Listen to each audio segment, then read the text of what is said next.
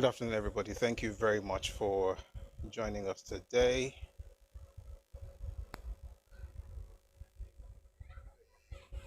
All right, it's a beautiful evening.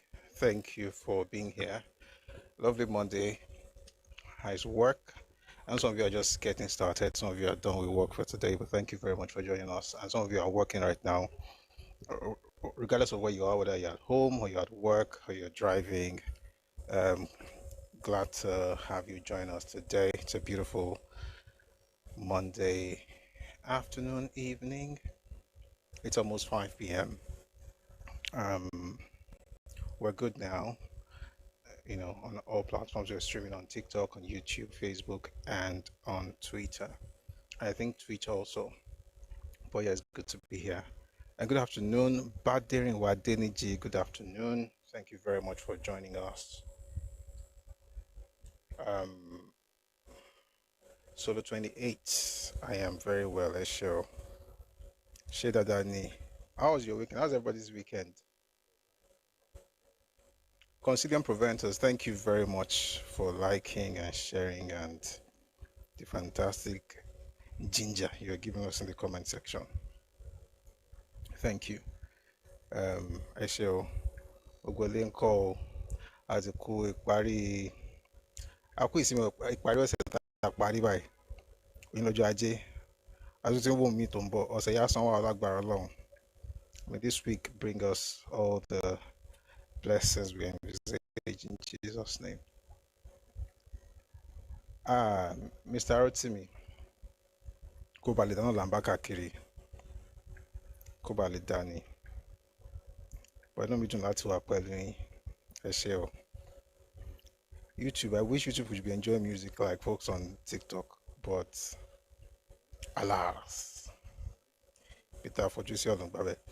Whenever I start late like this, I promise I'm going to make it up to you. So I will not close by 8, Majako Koja 8 o'clock. That will be my own way of like penance, basically. All right.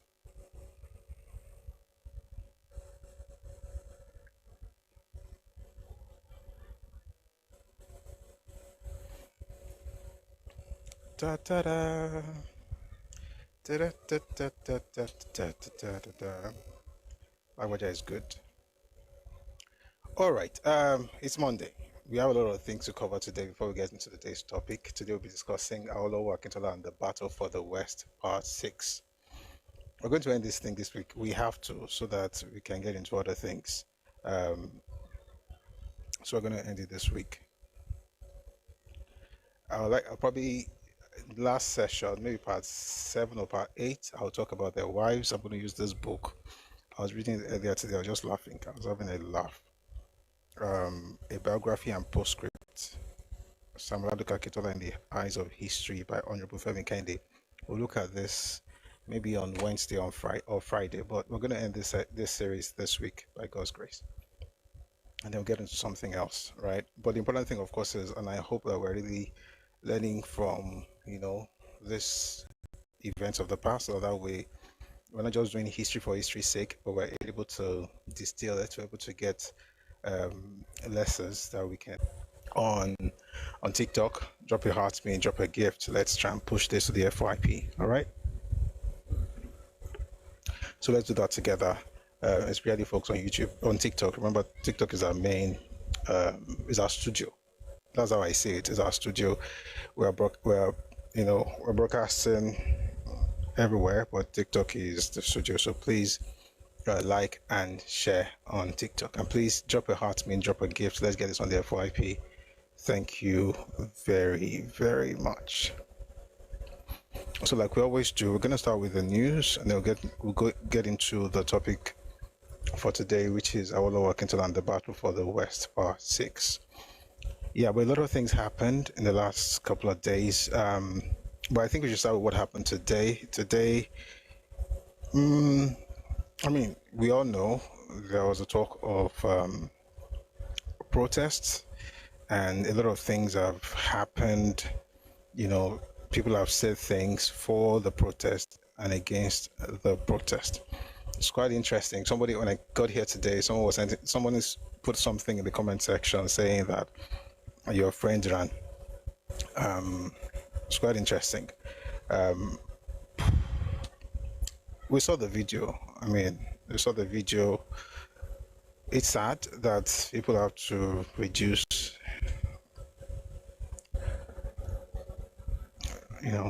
years of work to just that, but that happened. And in case you know what I'm talking about, let me just play a bit of it. You hear it, you may not, you should be able to make up what's going on from what you hear. Take a listen, please.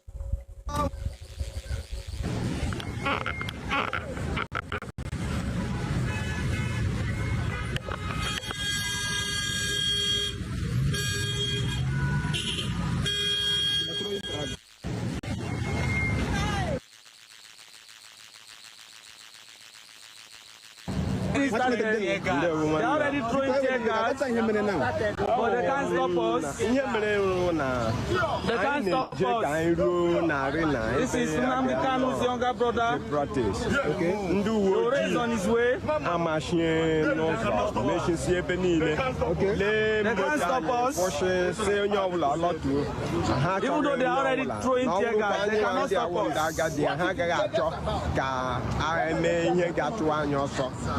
So come on, I got your They cannot stop us. I got in no baby. Come on, you hear me in now. It's a government now. Anyaga gave I will do a man like 2000. Okay, boss, this is the boss. Boss,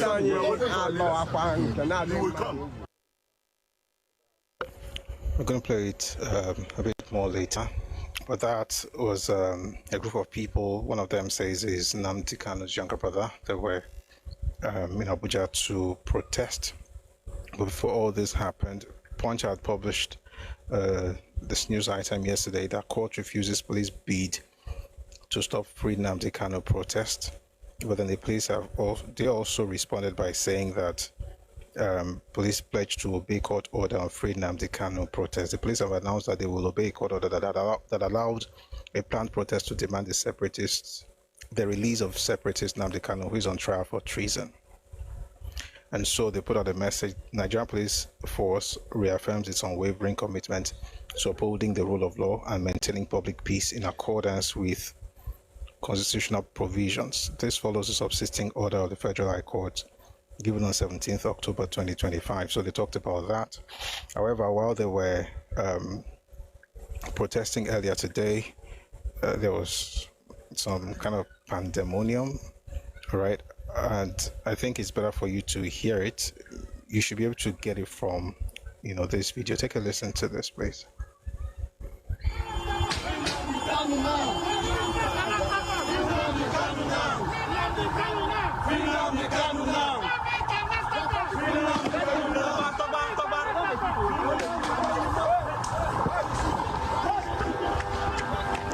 Well, also shouting for Nnamdi Kanu now.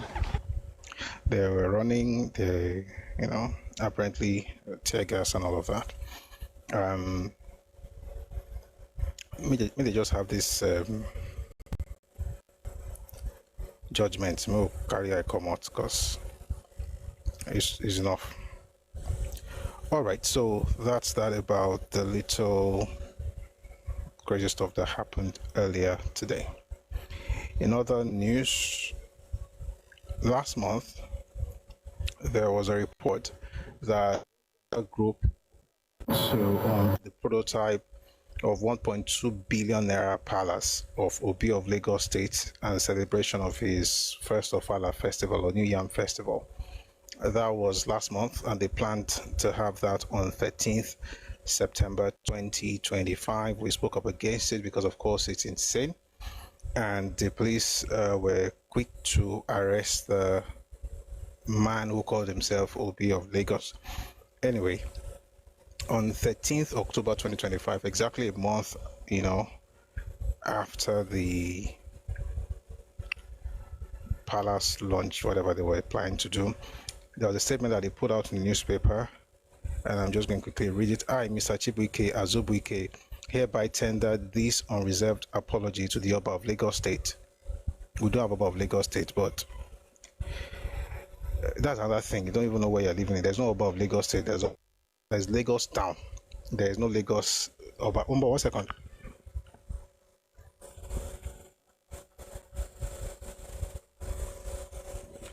My cap is looking somehow. Where was I? Umba.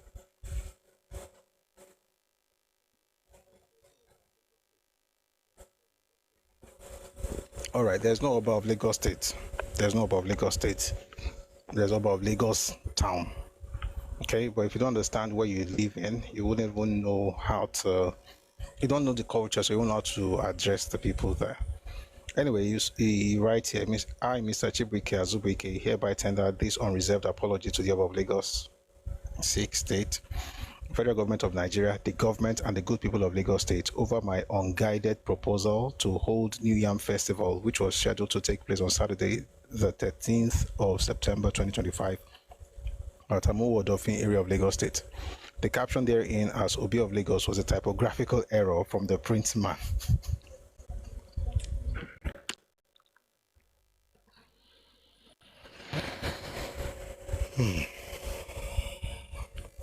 The caption therein as Obi of Lagos was a typographical error from the print man.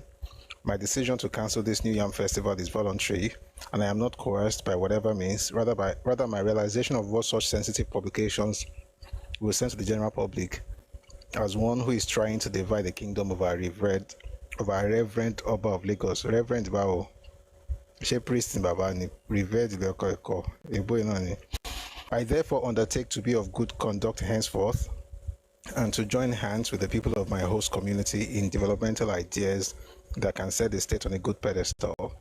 Contrary to insinuations that it is politically motivated, I am not a politician, and even if I have the intention of joining any political party in the near future, I should join the ruling All Progressives Congress to ensure that the state moves forward. TikTok, please, this is showing activity already. It's too early. I just watch comments, I beg. Please put up on TikTok, I beg. Oh boy. He talks, say, contrary to insinuations that it is politically motivated, I am not a politician, and even if I have the intention of joining any political party in the near future, I should join the ruling All Progressives Congress to ensure that the state moves forward. Once again, I apologize for my actions. Signed by Mr. Chibuike Azubike, dated 13th October 2025. I want to join APC. It is well.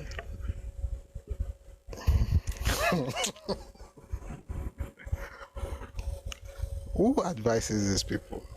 We can learn about this APC. I mean, God bless, bless his heart. It's quite interesting, isn't it? Anyway, let's move away from that. I don't know what to say to that, because I'm glad that he finally realizes the ridiculousness of his actions, trying to become Obi of Lagos. Number two, is also an opportunity for us to understand that there's nothing like Oba of Lagos State. It's Oba of Lagos. That's why we also said Lagos State was never the capital of Nigeria. There was never a time in the history of this country when Lagos State was the capital of Nigeria. There's Lagos, there's Lagos State, and they are not the same. Lagos is inside Lagos State, just like Enugu is inside Enugu State, or Oyo is inside Oyo State, or Kaduna is inside Kaduna State. Like I say, when people get to Lagos, just forget everything they've known before, but it is well. But I'm glad, that this has happened, and we need to have more of this, happening to ensure that clowns don't move into Yoruba land and redesign or redefine the boundaries. Anyway, while they were planning to have the Free Nnamdi Kanu protest held today before people had to run, the Deputy Speaker, Honorable Benjamin Kalu, had this to say, and I think it's something all of us should hear. In case you have not heard it, please take a listen. Stay away. Igbos, stay away. Igbos, stay in your houses. You'll be used as an scapegoat. They will target you and they will waste you. Igbos, we have died enough. Our blood has filled the street enough. Allow those who feel.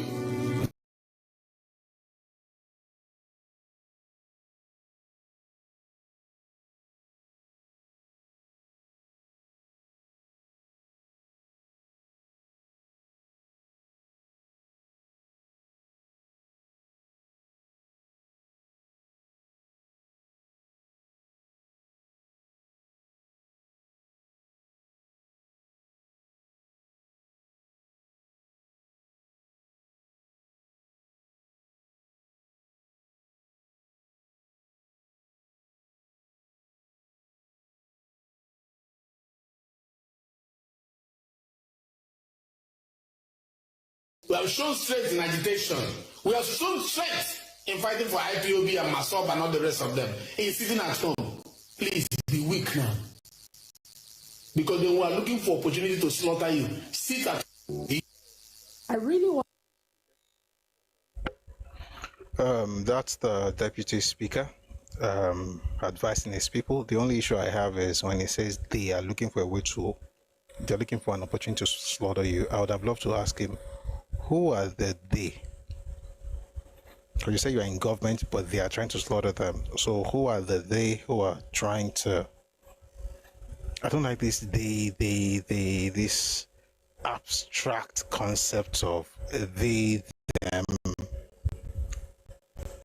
But I mean, good advice. A lot of people did not come out, which, by the way, it's also very good that, you know, at least finally somebody actually, you know, took up the gauntlet or picked up the gauntlet, although they eventually had to run away. May God bless them and their plans. Anyway, moving away from that one, somebody sent me this yesterday. I find it quite interesting. It was an interview with a musician who is supposed to be international in outlook. Well, this is what he had to say. It was asked a simple question, a very, very simple question, and he did not disappoint. Take a listen to this. By the way, his name is Tiny Temper. What is it about Nigeria that creates so many creators? I meet so many people that are incredibly talented and creative, and so many of them come from Nigeria specifically. I'm from the Igbo tribe. I do believe that there is something very intrinsically creative about Igbo people. You know the Bookerman Prize? I know. It's a book award. There's been loads of black authors that have come from Nigeria, specifically Igbo tribe, that have won that prize, and that's like a global award, from like Chinua Achebe to Ngozi Chimamanda. And so now I just think, okay, something to do with also like my heritage and lineage and like where I've come from. And beautiful. Yeah. What is it about? If you let anybody deceive you in this country that some people are the nationalists, well, 1 second.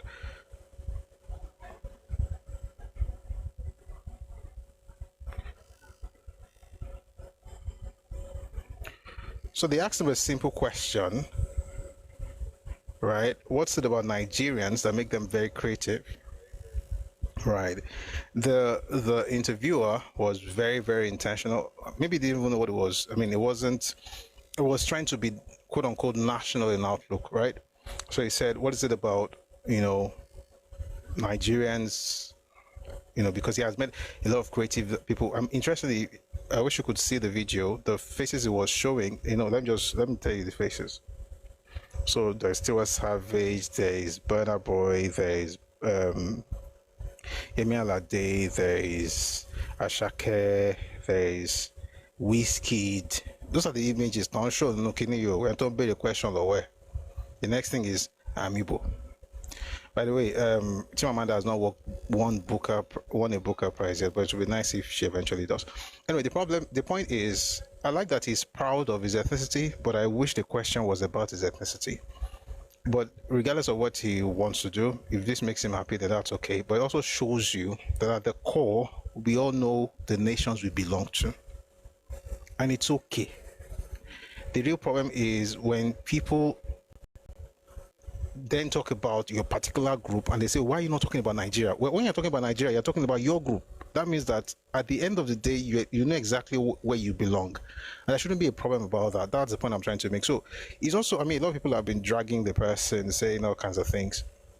The truth of the matter is, it's neither here nor there, but don't let anybody, come tell you, say you are tribalistic, especially when they're actually referring to, I mean, when you hear Nigerian creatives, unless we're deceiving ourselves, we know where the most of them are from, but they asked him a simple question, Nigerians, and then he went ahead and said it was Igbo. Excuse me.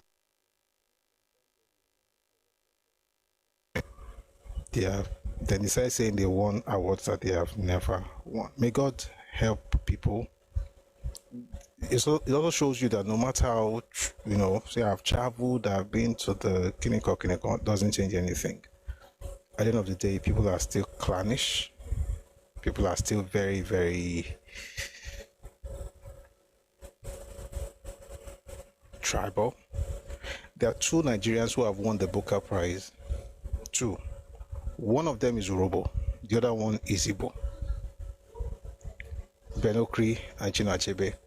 This man says Igbos have won the prize because Chinua Achebe has won. Then somehow he found a way to put in Chimamanda there. I don't know. I think another person has won. I will see if I can find. I think there's another person that has Yoruba heritage. I'll see if I can find that person because I heard someone say it, but I don't have that data now, or that name. I'll see if I can find the name. If I find it, I'll let you know. Oh, yeah, it's Bernardine Evaristo. Bernardine Evaristo won in 2019. Right. What happens to be Yoruba? Or I have some Yoruba somewhere in there.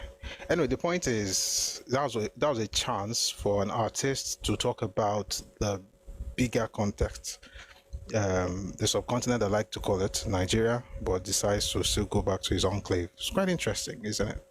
And speaking of interesting conversations,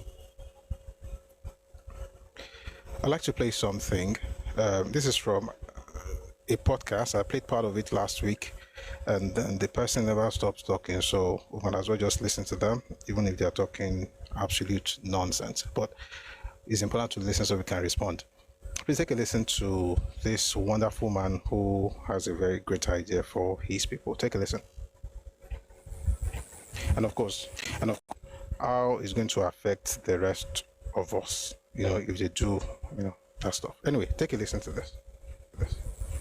No Igbo man is campaigning for another Igbo man to buy property in Lagos. Nobody.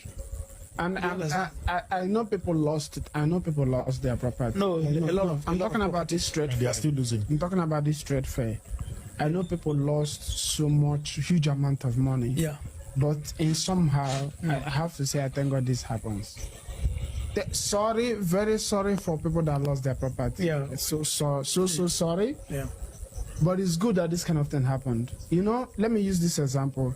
If Holocaust did not happen, the Jews will not have a state. Yeah. You understand? Yeah. So it is good that the trade fair, because it looks like this trade fair is the last bus stop. Yeah. That's what I'm saying, that Igbos will never build another trade fair. No. No, they'll build trade fair, but not outside of not in Lagos again. Yeah. They cannot build another one again, even if you give them the land for free. You understand? They can never build it again. So I think it's important for us to begin to speak up. Folks who are building things in Lagos are doing that because they are looking for a way to make money, not because they are trying to help Lagos. Right? It's important to mention that. So this person, by the way, I don't know what is it with folks and saying Jews and Hebrews and just bringing those things up. If you like, build. If you like, don't build. That's entirely your business. But the point is that there's going to be structure in Lagos or in Yoruba land. If you're going to build something, you're going to follow lay down principles. If you have a problem with that, go and build back home and be as disorderly as you like. Someone in the comment section mentioned Dele Olojede. Olojede won Pulitzer So I was talking about Booker.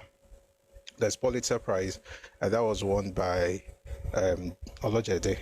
So I think it's even, some people will say it's like the Grammys of, anyway, regardless of what it is, whether it's their international prizes. So that's Olojede. Anyway, I said that to say that people have to really calm down and ask questions. There are different ethnic groups working in Lagos. There are different nationalities building in Lagos. There are markets dedicated to different groups of people. If you alone are having problems everywhere you go, maybe it's not the people that you should be concerned about. Maybe you should be concerned about yourself and the way you're moving. And it's important for us to keep saying this. And in case you're here and you're wondering why does it keep responding to some of these things, it's because, again, we've been subjected to a single narrative for many years. We don't want that to continue. So if people talk nonsense, we are going to play it, and sometimes not even say so much about it, just to listen to the folly and some of the arguments that people have. If they give you free land, don't build. Nobody's giving you free land, by the way. And if you really want to build, you build according to the order, according to the structure. And if you have a problem with structures or orderliness, then by all means, move your investment elsewhere. May God bless you as you travel. Anyway, good news from Lagos. Omieko was recently launched in Lagos. This from the Lagos State government. Lagos is a city that never stops moving. A city where traffic can test the patience of even the calmest soul. Guess what? Something new has started, a quiet change that could shape the future. It is called Omieko, a Yoruba phrase that can easily be translated as the water of Lagos. It is an electric-powered boat. No smoke, no loud noise, no fuel smell, just smooth movement on water, powered by clean energy. For years, our boats ran on diesel, polluting the air and water, but Omieko is a proof that Lagos can do better with technology while still protecting our transport system. Omieko aligns with the Themes Plus agenda, which connects rail and road projects to build a balanced and efficient transport system. Let's not forget the E1 Lagos GP, the world's first all-electric boat race. It was historic, being made right on a lagoon. Fast, futuristic boats from around the world raced on our waters, but the real star was Lagos itself. Seeing electric boats glide on the same waters we use every day. So Omieko has recently been launched, and it's beautiful to see these things being put out every other week. So we see development, and we look forward to having more news of this nature. I'd like to play you something from the former governor of Lagos State, right, Barrister Babatunde Raji Fashola, who said something. Sorry, we've already seen some people. You are once creating you are a bush baby. You just go where they will love your tears. I don't want you to cry here. I want you to learn.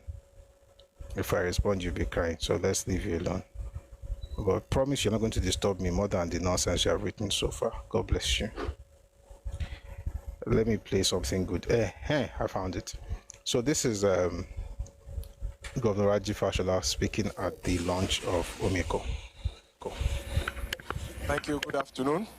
Your Excellency, the Governor, the Minister, Ambassador, distinguished ladies and gentlemen. I came here to come and support a mentee of mine, Mr. Damilola Emmanuel, who is the CEO of LASWA and the Special Advisor to the Governor. I did not plan to make a speech. I just came to come and render support for a young man who takes his work very seriously. And I'm proud to see what he has been doing. But I couldn't pass up the opportunity to say a few words when he motioned to me that he had consulted with the governor and the governor wanted me to say a word or two. So I start by also acknowledging another mentee of mine, Temitope, who is now a veteran. And Damilola is having a dig-in now that he doesn't belong to the youth again. But one thing they show clearly is that young people can be entrusted with very great responsibility and they can acquit themselves. And I must thank the governor who, along with me, about 20-something years ago, were starry-eyed young men being mentored by another governor who is now president today. He entrusted us, and this is the story of our journey. Of course, Lagos has been busy lately on the waters, from the E1 to Omieko, and who knows what next. Kudos to the government led by Governor Sanwo-Olu and the entire team. Very well done. Let me also say that you could not have picked better partners, especially the French Development Agency. And for those who ask, what is President Tinubu always going to do in Paris? The roots go very, very deep. They are some of the most expeditious partners to work with when they commit. And I say that from experience. At the time, our government was planning to build the Mile 12 to Ikorodu BRT expansion route. All of the partners were giving us long lead times, long paperwork, and the FDA said, look, listen, this is what we need. If you come around in so much time, we will give you the money in this number of weeks. And to their credit, we finished the project before the end of time. And those of you who use the Mile 12 Ikorodu BRT lane today, these were some of the people who built and financed that road for Lagos State government. But the quick thing to connect to that is that those loans were taken whilst we were in opposition. So they were developments that were forged in opposition, in very hot furnaces, against the odds, as is this building. This building was forged in opposition, and LASWA was created in opposition. But they have endured because we are now the party in government. If you want to applaud, please applaud. This is what you did. And this is my first time in this building. But as I came in, a lot of memories flooded in. How the opposition brought soldiers here and prevented us from building. How we fought back. And how we delivered this place for LASWA as a model for public water transportation that will endure. Clearly, that fight was worth it because this building endures. And those who look after it, very well done. It remains for me to say that the work for intermodal transportation in Lagos, linking the roads to the rail and to the waterways, continues. But I am confident that it will be done because I see that it is in very, very good hands, and the baton is passing down slowly to the younger ones who have the clear energy to run the race. Well done, and thank you. He made a statement that I find very, very instructive. Governor Fashola says here, I must thank the governor who, along with me, about 20-something years ago, were starry-eyed young men being mentored by another governor who is now president today. He entrusted us, and this is the story of our journey. It's quite interesting that everywhere you go, you can find the people who worked with him, who were his mentees or who were his associates, who still speak very highly of him today. And that's one of the things I think that I learned personally. I still learn from the president, the ability to actually raise men and to have them refer to you years from after over 20 years. They're able to talk about you and hold you in high esteem. It's also interesting that certain people who also try to become presidents, we can't really tell if they have up to 5 people who worked with them as governors who can say, oh, this person did something, he led us or something like that. We don't really have that. So we thank God for the person of the president, and we notice that, you know, you can't really say you're a great leader if you have not raised leaders, right? You can't be surrounded by the people that a gentleman last week referred to as ekuke and street urchins and call yourself a leader. You should also be able to raise others who can, you know, represent you in places and who can also carry on your legacy, right, in different positions. And that's something that we see in the president, and is one of the reasons I like him personally. And I'm glad that someone like BRF would say this in public. All right, moving away from that, something happened over the weekend, rumors of coups and all of that. a lot of people were quoting a particular news outlet, that was Sahara Reporters. Excuse me. And I mean, I'm sure you must have heard about all of these things happen on. I mean, the news came out on Saturday. It's called Exclusive. A coup d'etat is an overt attempt. Let me take it again. Exclusive. Nigerian Defense Intelligence detains Brigadier General, other officers over alleged coup plot to overthrow President Tinubu. So apparently, it says here the Armed Forces of Nigeria wishes to inform the public that a routine military exercise has resulted in the arrest of 16 officers over issues of indiscipline and breach of service regulations. That's what came out of the Directorate of Defense, Director of Information. All right, that's under Brigadier General Tukoguso, who was the Director of Defense Information.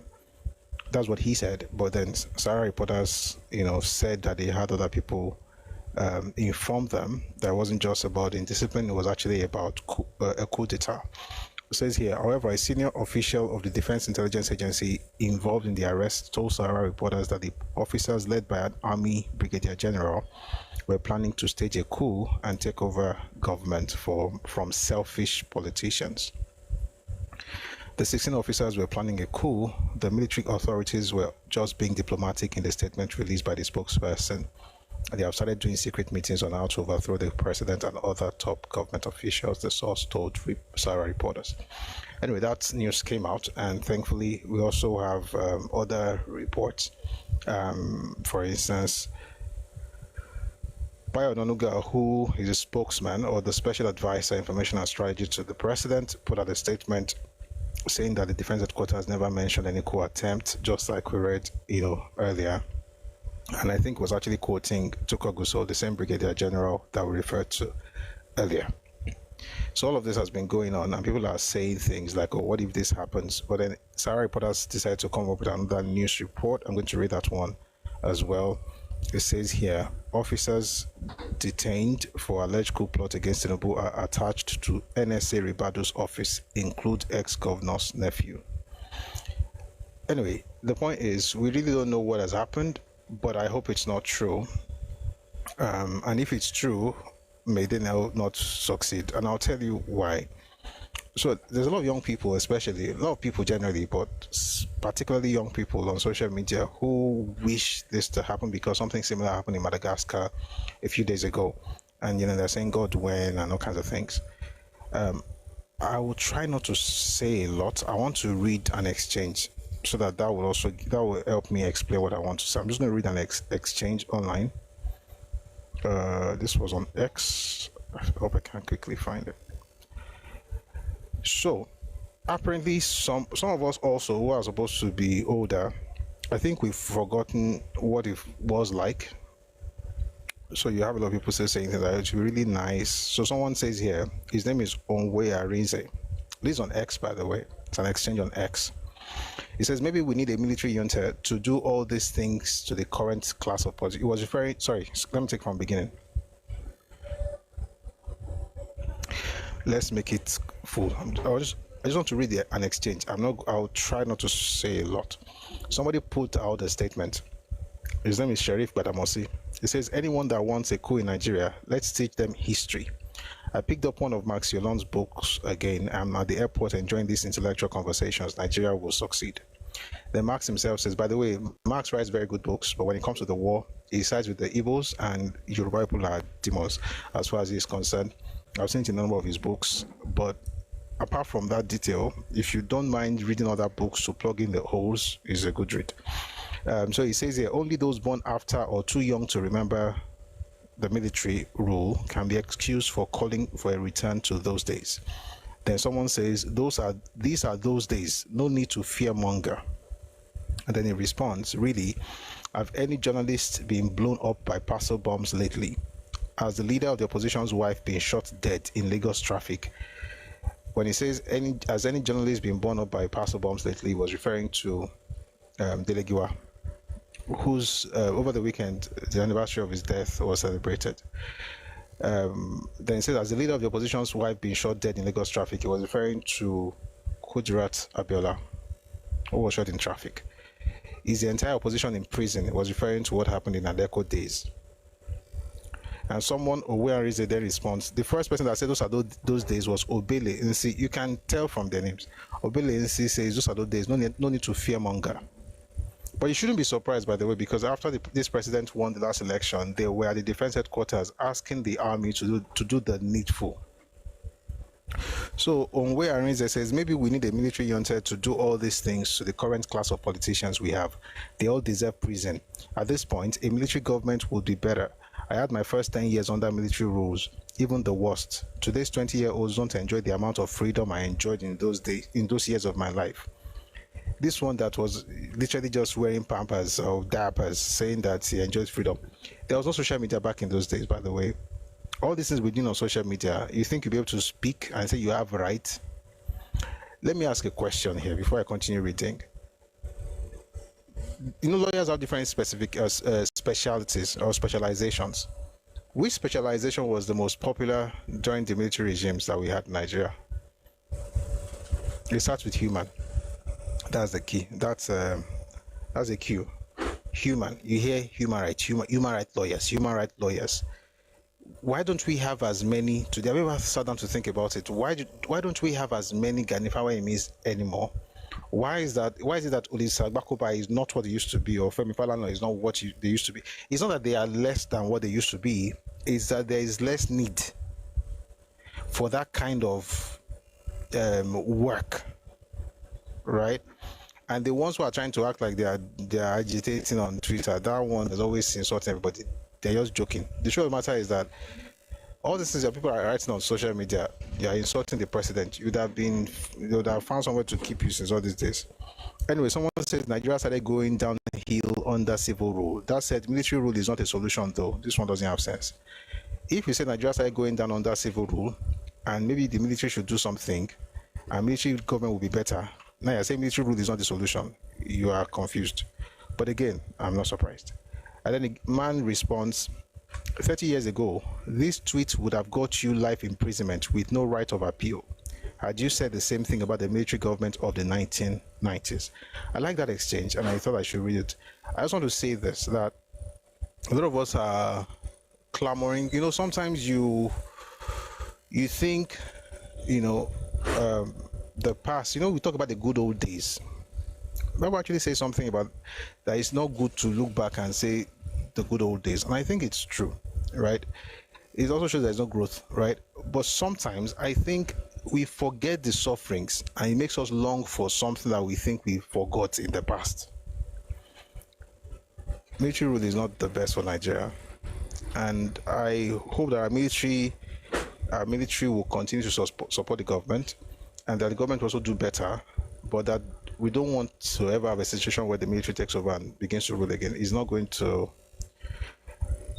all go well for us as a people. So I just want to read that exchange, and then I think I'm going to the end of all of this thing. Just one more stuff, and this is from a lousy, loudmouth young lady who just was disturbing the airwaves the other time. Let's see if we can find that video. Oh, found it. This is one of the reasons non-Lagosians, non-Yoruba should not be allowed to work in government establishments in the Southwest. And if you wonder why I'm saying that, take a listen to this. Working in the Lagos State House. One thing working in the Lagos State House of Assembly will teach you is literally respect. I'm serious, like if you have a child who is so disrespectful, who doesn't even understand the basics of ethics and culture and respect and greetings and all that, bring them to the Lagos State House of Assembly. I thought I was a respectful person. I thought I was a respectful child. I mean, I was brought up properly. I knew what it means to greet. I knew what it means to genuflect, to greet. Until I came here. Like literally when I go home, my ankle every time is swollen. Why? Because I have to stand up and greet whoever walks into the office. Like if 200 people walk into the office, I have to stand up and greet those 200 people. And that wasn't even so bad. Like I adapted to that very fast. Until today, I had an encounter. So literally, a man walked into the office. I already stood up to greet him, right? And then he decided to continue a conversation with me. And so why should I be standing throughout the period of the conversation? So I had actually sat down already, and then he came back to start the conversation. So he didn't cut him to stand up until another like, that was really the craziest part to me, because the moment he said Omoibo, the man literally stopped yelling. I'm like, what does that even mean? Does that mean that they think that Igbo people are not respectful? Because there wasn't even much of an explanation. He just spoke something and said, Omoibo. Hey, there's nothing my eyes not seen this Lagos State House of Assembly, and I'm ready for it. One.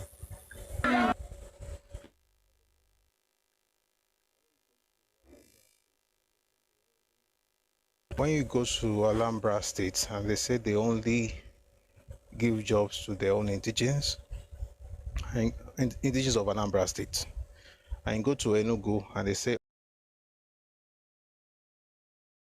you to be from that ward, so they call it ward of origin. They know what they're talking about. In Enugu, they said you must be able to speak the dialect of that ward, not just the language, Igbo language, but the dialect of that place to do the work that you need to get done.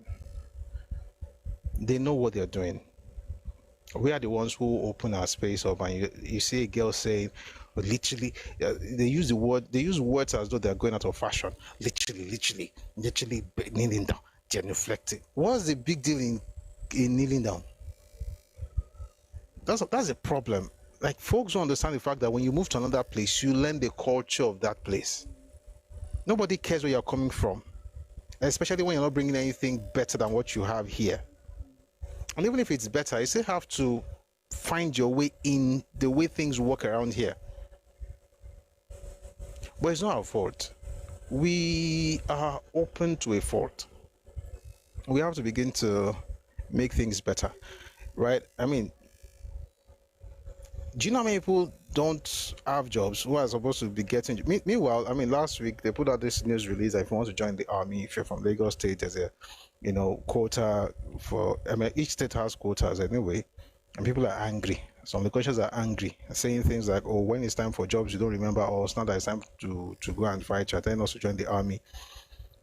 It's neither here nor there. It's just the point is just that when you open your doors to people who are not cultured, people who don't understand the importance of learning the culture of the land where they're domiciled, you're going to have problems like this. These are jobs that should be going to Yoruba people. I said it. Because there's no way on earth you're going to have a problem with the culture of the people where you are working. If it's such a problem, why not just carry your bags and go back where you come from? Like, it's not that difficult, because that nobody will ask you to bend or kneel or prostrate or dobale or anything like that. You can just be disrespectful or whatever you want to do, which will be okay because you are where you are from. We need to understand this. We need to rearrange this thing. Also, Yoruba, who in their minds they think they are questioning the order of things, but their thoughts are not even original to them, which is the shameful thing. It's a shame. You are questioning things, but you can't even defend what you are saying because that thought is not originally yours. Oh, this thing that we're always respecting people. Why must we respect people? Don't respect now. Why do you respect? Because it creates order. There's structure. There's a way things are done. By the way, even if you're going to change it, you have to. Everybody can just become the king in their own eyes. Therefore, nobody can tell me anything. Nobody can tell that person. Nobody can say anything. There's nobody to look up to. There's nobody that you're even afraid of. And any relationship you have is transactional. It's because of what you're going to get. You hate the idea of mentorship. This thing goes deep. That thing where they say, and by the way, you guys, how come we love it when we're discussing Japan, but we don't like when we're saying it's Yoruba? Oh, the way Japan, the Japanese, they bow and they clean after themselves and they have this structure. We celebrate that. Is it because we like foreign things? I'm just saying that our own, what's the big deal? It's a big deal. And it's how we structure society. It's not just a story here before. You may not be a Christian, but it's something you can learn from. It's not even a Christian story. It's a Jewish story, right? It's even Jewish. To be honest, it's not even Jewish. It's actually Persian. At the core of it, it's a Persian story, but a Jewish girl took advantage of that situation, or got blessed because of that.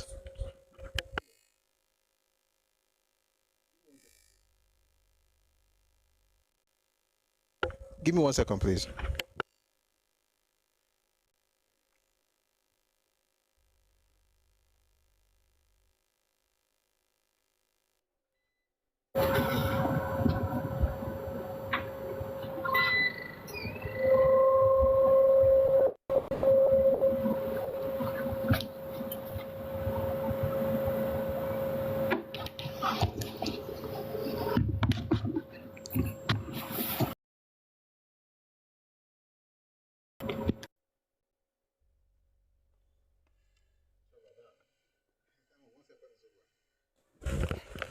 Sorry about that. Time of 1 second is over.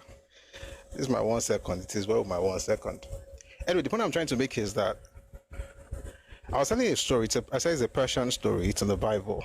It's the story of Queen Vashti. The king had sent for her to come entertain the guests, whatever that meant. And then she refused because she thought she's with the women or something like that.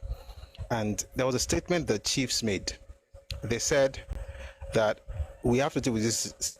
I'm paraphrasing. We have to deal with this situation right now, because if we don't, every woman in the realm will begin to disrespect their husbands.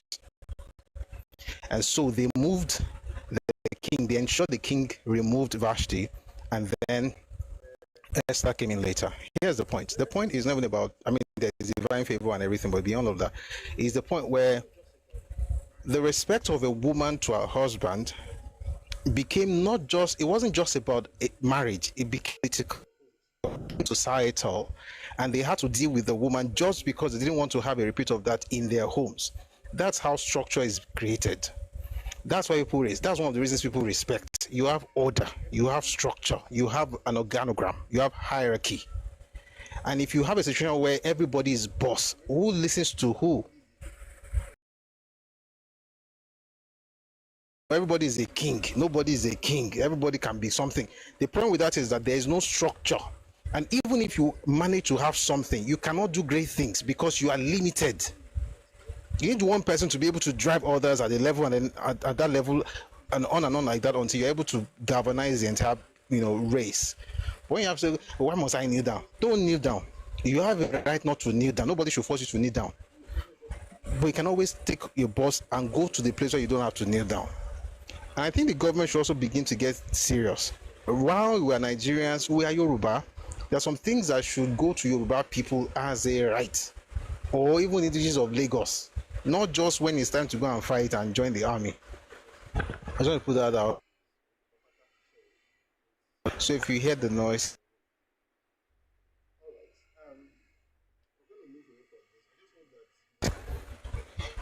all right.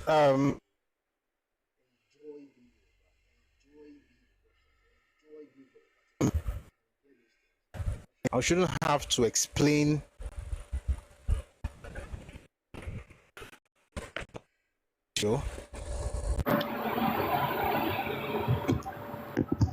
better.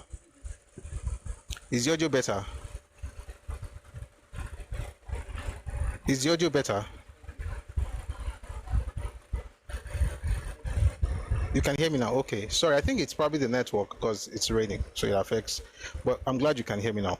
So I was saying that I think it's also important for the government to get very serious about the people, about the indigenes, and in Yoruba land there are levels to this. There is the people from that state who have to be taken care of. Then there's also people from the region, because from the word go, our politics has always been regional. All right. Without, of course, affecting the benefits that accrue to the indigenes of that state. We have to find a way to make that something, rather than have people who will cross rivers and this somehow now. Please, can you still hear me?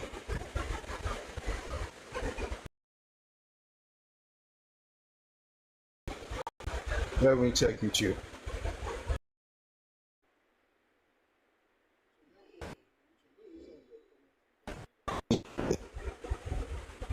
So we have folks on YouTube. I'm going to read some of your comments before we move on.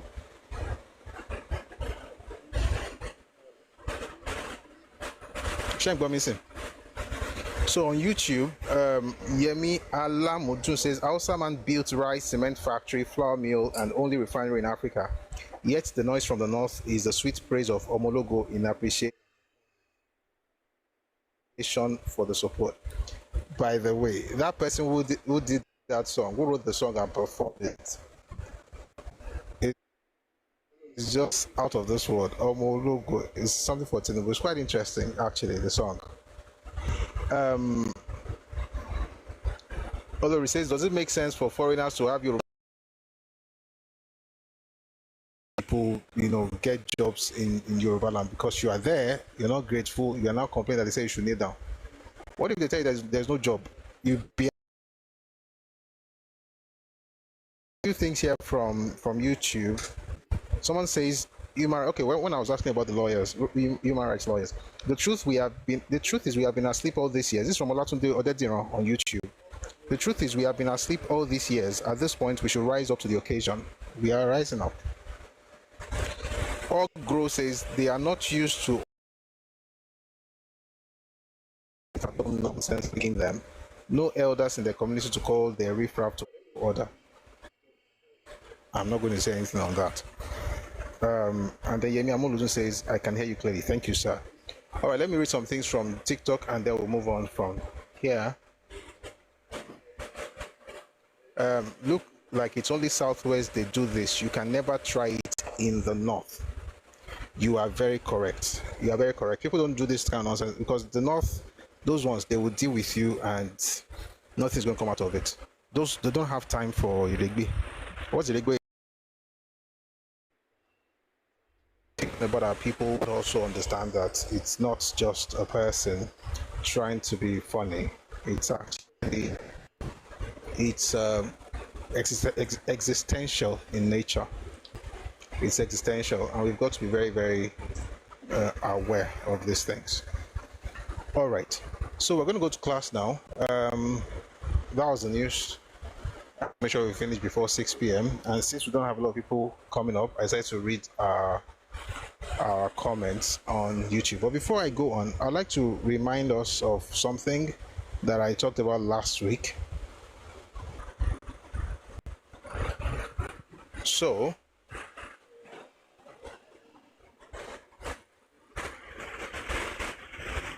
we're having this show starting in November. So apparently I noticed that some people do not even know that the time of our DM. And so a number of people that I spoke to did not even know about this long. So we can have maybe another week, which is just this week, of reiterating what we're trying to do so that folks will know about it, and then we can start recording and streaming on the first Friday of November so that we make sure that we have high participation, because I don't want us to start and then we're not trying to in November.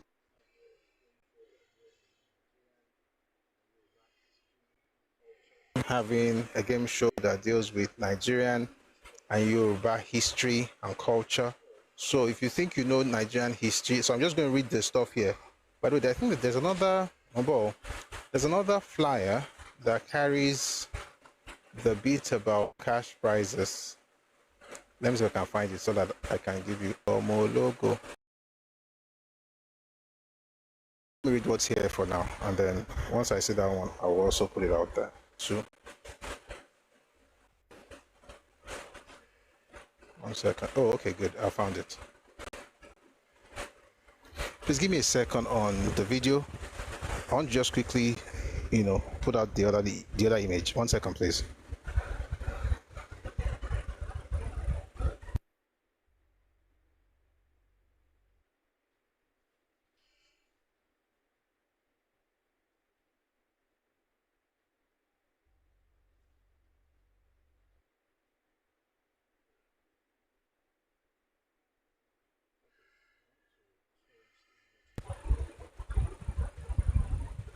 Okay, I want to change the image to something else.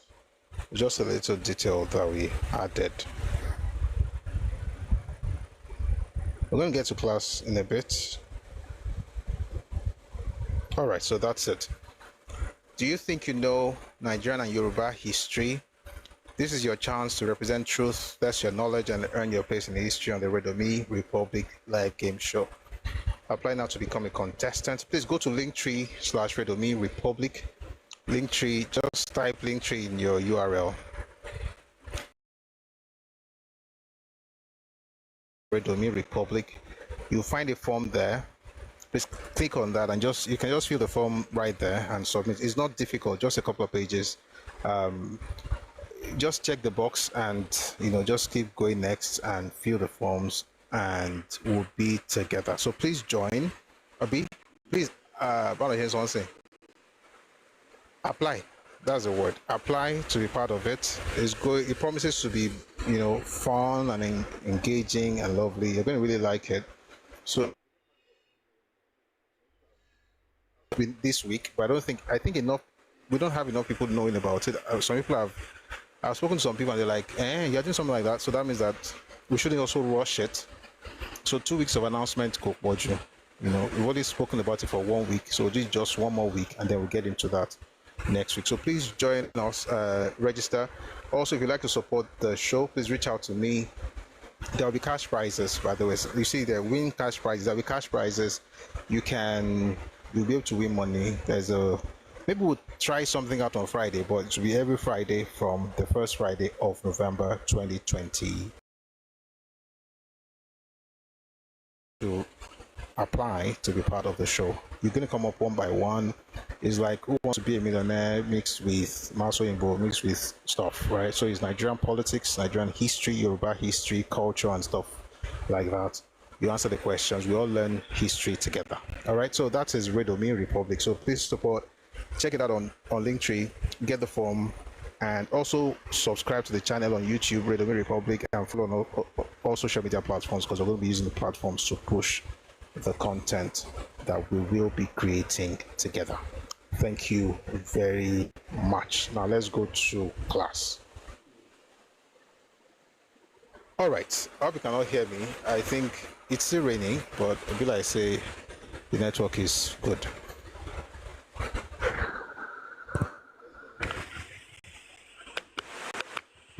All right, so let's get into today's conversation. Again, when we get to the point where we have our own studio, I've talked about it already.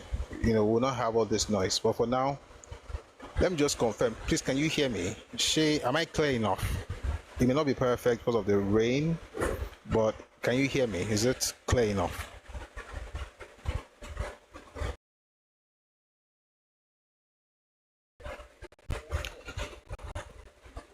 Thank you. So, again, Awolowo, Akintola, and the Battle for the West Part 6. There's a video that I put out earlier today. It's on YouTube as well. It's Akintola was right about the Igbos. I think it's a really, pretty good video. There's something I said in that video, that these conversations are not about pitting one against the other and saying, one is better than the other. Again, it's unnecessary to compare them. Awo is in a class of its own. He's larger than life. He's just who he is. And Akintola also was his own man. There were mistakes made, and we're going to get into some of those mistakes today. But again, it's not so much about the mistakes. It's about the lessons we learn from the mistakes they made. Okay, so we're not here to bash one and say this one is better. The truth of the matter is this: nobody compares to Awo. That doesn't mean that Papa did not make any mistakes. Okay, there were some things that could have been better done. For instance, Awo said in his book, which we read last week, Adventures in Power Book 2, The Traverse of Democracy and the Rule of Law, he was talking about Akintola and talked about really good stuff about him. Said he had profound knowledge of the old Oyo province, or the cultures and the mores of Yoruba people in that district. Then he talked about the fact that he had profound detestation for the Igbos, and then he had this fawning admiration for the Northerners, the Hausa and Fulani. The truth is that is not without reason. Whatever you call profundity. Interestingly, when you read Awolowo's autobiography, you will actually understand the basis for Akintola's detestation of the Igbos. Maybe what Papa had in mind was a detestation for the political class, but Akintola saw everything that happened as well. So, and like I said it in that video, that it's not to say that Igbos are bad. It is to say that the political leaders of the Igbos in the 19th certain ideology and culture that has now become the culture of the people, and that if they live according to that culture, then what they are doing basically is to live out the dreams of the political leaders of the 30s, 40s, and 50s and 60s. In other words, it's not so much to say, we're not really saying Igbos are bad people. I don't even think in that, I don't think that way. Like, oh, Igbos are bad, stay away from them, they're terrible. No. The point is that the political class from that area had plans for everyone, and their plans were terrible. And their outlook on life was terrible as well. And the things they did, they had to philosophize and find a way to legitimize and justify their bad behavior. And those things have now become the culture of the people today. And whether you know it or not, you are acting based on that. And when you do act based on that, you will be classified alongside the terrible ones. Nice. And so that's the thing. The thing is that because the culture is, and I've said this several times, all of us in Nigeria, regardless of the region you're from, we are the direct product of the prevailing political ideology of our regions in the 1950s and 60s. We are direct products of those ideologies. And that's why I thank God. I thank my fathers, my father, my mother. I thank Orimi that I was born Yoruba. Because what else could I have been? Right? It's important to have this kind of legacy and say this is what we're looking up to. If you are not, if you don't have this kind of legacy, sincerely, people is that your people do good things as well. We report. So you cannot blame the person who is reading or the books that are written in order to network.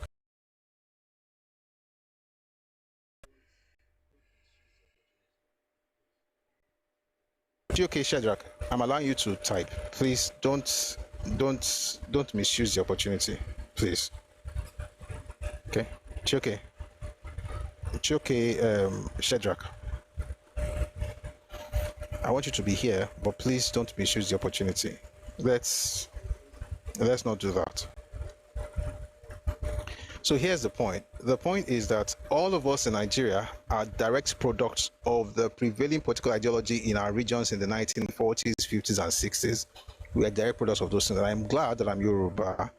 But if you're not from my region, whatever you are, wherever you are from, just own it, including the what and all. So the mess ups that we have in my region, I don't have to say, oh, let me talk about Operation Wetel. Who can I blame more? Who can I blame more? Let me go to the north. No.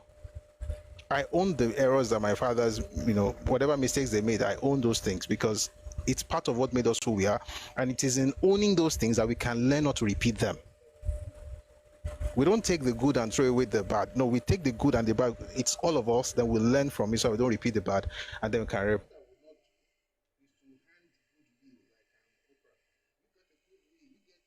do is to hand goodwill like Oprah. You get a goodwill, you get good history, you get a car, just because I want to do federal character. It's not going to work. Your history is terrible. I can't repair it. It's history, by the way. Nobody has a chance to go back in time to fix things. Just think and learn from the past. Okay, I hope you are learning the point. You're getting the point, right? That's how to, discuss history. My people have been going all over the world trading before independence. I have to mute you now. Just because you are carrying pong on your head and you are carrying tray selling Worobo does not mean that you understand what I'm talking about. So if your head is still at the point where you are trading all over the world, then you don't really get anything else that you type that doesn't go with the conversation. I'm going to have to mute you. Okay, please. I'm not going to mute you yet. Just this one more time. If we try it again, I'm going to mute you. It says we are not everywhere because of insecurity. No, you are everywhere because of scarcity. When you say you're not everywhere because of insecurity, you are everywhere because of scarcity. I could recommend some books if they will help you understand the point. You are everywhere because of scarcity, and it is not a problem. I didn't know Nigerians in London. I didn't know Nigerians in England, in Europe, in America. They travel because there are more opportunities abroad. It's commonsensical. You travel because there's scarcity at home and there's more opportunity in Yoruba land. It is the truth. It has always been like that since the 19th century. Documented facts. And there's no problem with that. It's just history. And it's the fact. You don't see me going to Buckingham Palace to tell them that, hey, Yoruba people have been here for all this while because we came to build your place. That's how slaves think. Only slaves think that they want building spaces other than theirs, because it gives them a sense of pride. They're just machinery. The owner of the place can move you out anytime. He owns the place. Don't say thank you to your machines. You can't go everywhere saying, you developed this place and you went out because of insecurity. You didn't go out because of insecurity. You went out because of scarcity, and it is not a problem.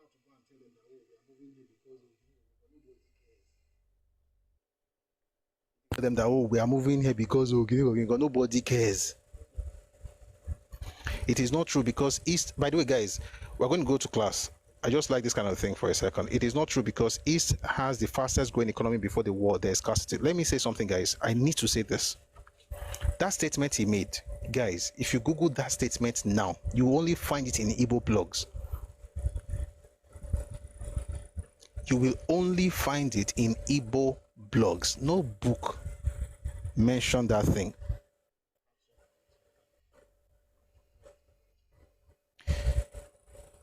At some point in your life, you have to grow up to the point where you are moved by facts and not emotions.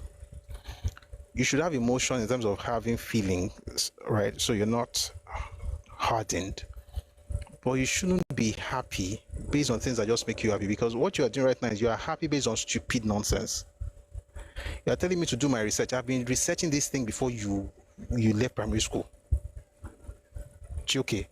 The only people who say this nonsense you're saying are IPOP people. Are you IPOP? You guys will open Igbo blogs. Somebody said that thing. I was like, So I went searching. The person mentioned a book, a university research that was done at Nsukka. It was the school in the US. I think it was one of those schools. I think it was Massachusetts, maybe MIT or something. I checked. It doesn't exist. You're wasting time, but you can't change a mind that's already made up not to accept facts. I'm not wasting time, and I'm not trying to force him to accept facts. You really think I don't know what I'm doing here, Abby? You think I'm trying to change his mind? No. I'm showing you. Let me tell you why I do this thing. Maybe it will help to understand, so you won't think I'm wasting time. The Yoruba people who listen to this, who come here from time to time and wonder why this is so, why we have conversations like this. And in some very interesting, scenarios, something like this happens where somebody comes and just says things. They get to witness that exchange. Is for them, not for him. I'm not trying to change his mind. That's a waste of time. If I don't.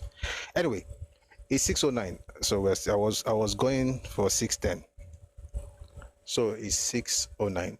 Don't worry, no where I go.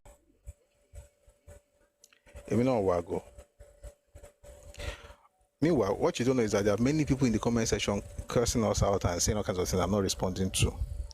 You just pick the one that, well, it might make sense, Tom, but a broken clock is, can also help. All right, where was I? So,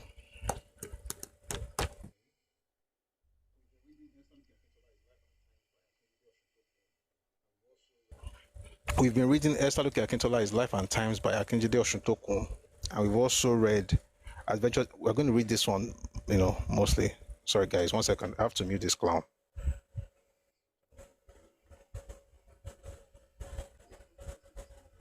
General government, Awolowo. You don't know that over 60% of the revenue in your region, that regional government, was coming from the eastern minorities, and the oil was not from Igbo land. Okay, please go and read, or go and play with the children. You know, they're in the playground. God bless you. Where was I? It's 9:10. It's 6:10, so I don't want to go beyond 6:10. Your own time don't come out. So the book we've been reading, apart from Akintola, His Life and Times by Akinjide Oshutokun, has also been Adventures in Power Book 2, The Travels of Democracy and the Rule of Law by Papa Obafemi Awolowo. We read some things from this last week, but before I go back to the book, I don't want to repeat everything we've discussed because I've done recaps more than once. I don't want to waste much time, but it's okay to say that Awo talked about. I mean, we've learned about the fact that Akintola was in the Federal House of Representatives, and then Papa Awolowo was, in the Western region. Of course, was a premier, and then he decided to go to the center because he had ambitions to become the prime minister. Contrary to what a lot of people have said, even some writers have said this as well, that Akintola was not trying to be premier, he was just doing his own in Lagos. That's not true. Actually, he lobbied to be premier of Western region, and there's nothing wrong with that, by the way. There's nothing wrong with that, but it's also important not to bring this picture. And there's something I was going to say earlier, that whilst we are running away from one extreme, sometimes we also run into another extreme. So one extreme is Akintola is bad, there's nothing good about him, Papa is Orisha and all of that. The other extreme is Akintola is good, you guys you just don't understand what he was saying, everything he did was right, everything you really look at it that's not true. Both of them are extremes. Akintola did some very terrible stuff, but was also a very good person, and some of the things he did, even if you don't like what he did, you can understand why he did them. And the things that he did in government where he messed up is also okay to explain those things, so that we don't have more of his kind rising. Because, like I said last week, you need a lot of Awolowo and a little bit of Akintola to be able to become president or even do anything worthwhile in Nigerian politics. Therefore, you can't throw away everything. However, you also can't make it look as if this is the best thing since sliced bread. Awolowo did not get him. All of you did not get him. It's just propaganda. All right, having said that, I'm just going to repeat some of the things we've talked about very quickly. That he wanted to become premier. Awolowo did not want him to become premier, but then Awolowo was influenced, so to speak, or was, how do I put it now? Akintola was represented by two people, Alhaji Gbadamosi and Akoni Dorothy, to find a way to persuade Awolowo to have him become premier. Eventually, he did, and he came up with a structure that allows him to be premier, but also, of course, the power still resides in the party. Now, I think this was really where the issue began, the fact that Akintola wanted to become not just the premier, but also the leader of the party. And I've heard some Yoruba people say things like, oh, Awolowo went to Lagos, when he did not become prime minister, he then returned to Ibadan and said to Akintola, I also want to become premier. That's nonsense. It did not happen. That did not happen. So what really happened was that, while Awo was premier of the region, he was also leader of the party. And when he went to Lagos, when he went to the Federal House of Representatives, when he went to that place, he was no longer the premier of the region, but he was still the leader of the party. Now, there is no law that says if you are the leader of the party, you must also be the premier. If you are the premier, you must also be the leader. There is no law that spells that out, right? And that's why, when what's his name now? Azikiwe. When Azikiwe was leading NCNC, he was not even the leader of the region. Or he was not the premier or the leader of government of business in the eastern region. It was Ayoeta. But Azikiwe was in Ibadan. And while he was in Ibadan, he was in that place as, NCNC, representing part of Lagos. But he was the leader of NCNC, although he was not the head of... He was not the leader in Ibadan, in Western Regional Parliament, and he also wasn't the head of the Eastern region. right? But he was still the leader of the party, or the president of NCNC, because it has nothing to do with that. Although by the time he was going to the eastern region, he became both premier and the leader of the party. And when he was leaving the eastern region for the center to become governor general, he dropped the leadership of the party. Although they also schemed out the Yoruba people in that arrangement, because ordinarily the next person who should have been president of NCNC after Azikiwe should have been Fadaunsi, who was the vice president. But they ensured that they ensured that the person who became the president was another Igbo man, Michael Okpara, who was also then the regional premier. Interestingly, according to the Igbo National Caucus, they thought Okpara was amateur. Though it was an amateur, that it wasn't good enough to be both premier and leader of the party. Anyway, the point is, what Akintola wanted was to be able to control the party, because again, at the time, party was supreme. Party had vision, ideology, plans and everything, and so that's what you had between both of them. So in reality, the major issue is this: Awolowo was no longer the premier of the region, but he still had power as the leader of the party. Akintola had a problem with that, because he wanted to also come to his own, to be able to do stuff. I mean, it's human, but also it's again order. It's human to want to flex, to want to say, I'm not a pushover, I'm also something here. But it is against structure, it's against order. And once you go against order, no matter how good your plans are, you are going to become a pariah. Because even if the powers that be allow you, after a while, it's also similar to what you have happened in Lagos recently with one of our past governors who tried to change the order of things in Lagos. I'm not going to mention his name, but you know him. He couldn't come for a second time. The point is that there is a structure in place. I'm saying this, I'm using recent examples so that we can understand, these things a bit more or a bit better.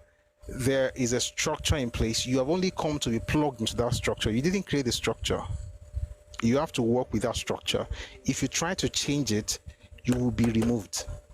And for all of those who are saying, why didn't they just allow them to just do what Akintola was saying? Why did they not allow them to do what Ambode was doing in Lagos? That's what party supremacy really means. You didn't become anything because of your popularity. You became that because of the party. So the party is supreme. And I was watching, for some reason I just thought about Ambode over the weekend, and I already mentioned his name. I was watching an interview conducted where the president now, it wasn't president at the time, President Tinubu, when he was questioned about the whole Ambode thing, I said it wasn't about him, and it's true. It wasn't about him. There was the GAC, that's Governor's Advisory Council. There are organizations, they are organs of party, they are party organs that could be against a politician leading or representing the party, that could make that work impossible for him to do. So whatever you see happen with Ambode is exactly what happened at that. I mean, similar, not exactly, but similar to what happened, between Akintola and Papa.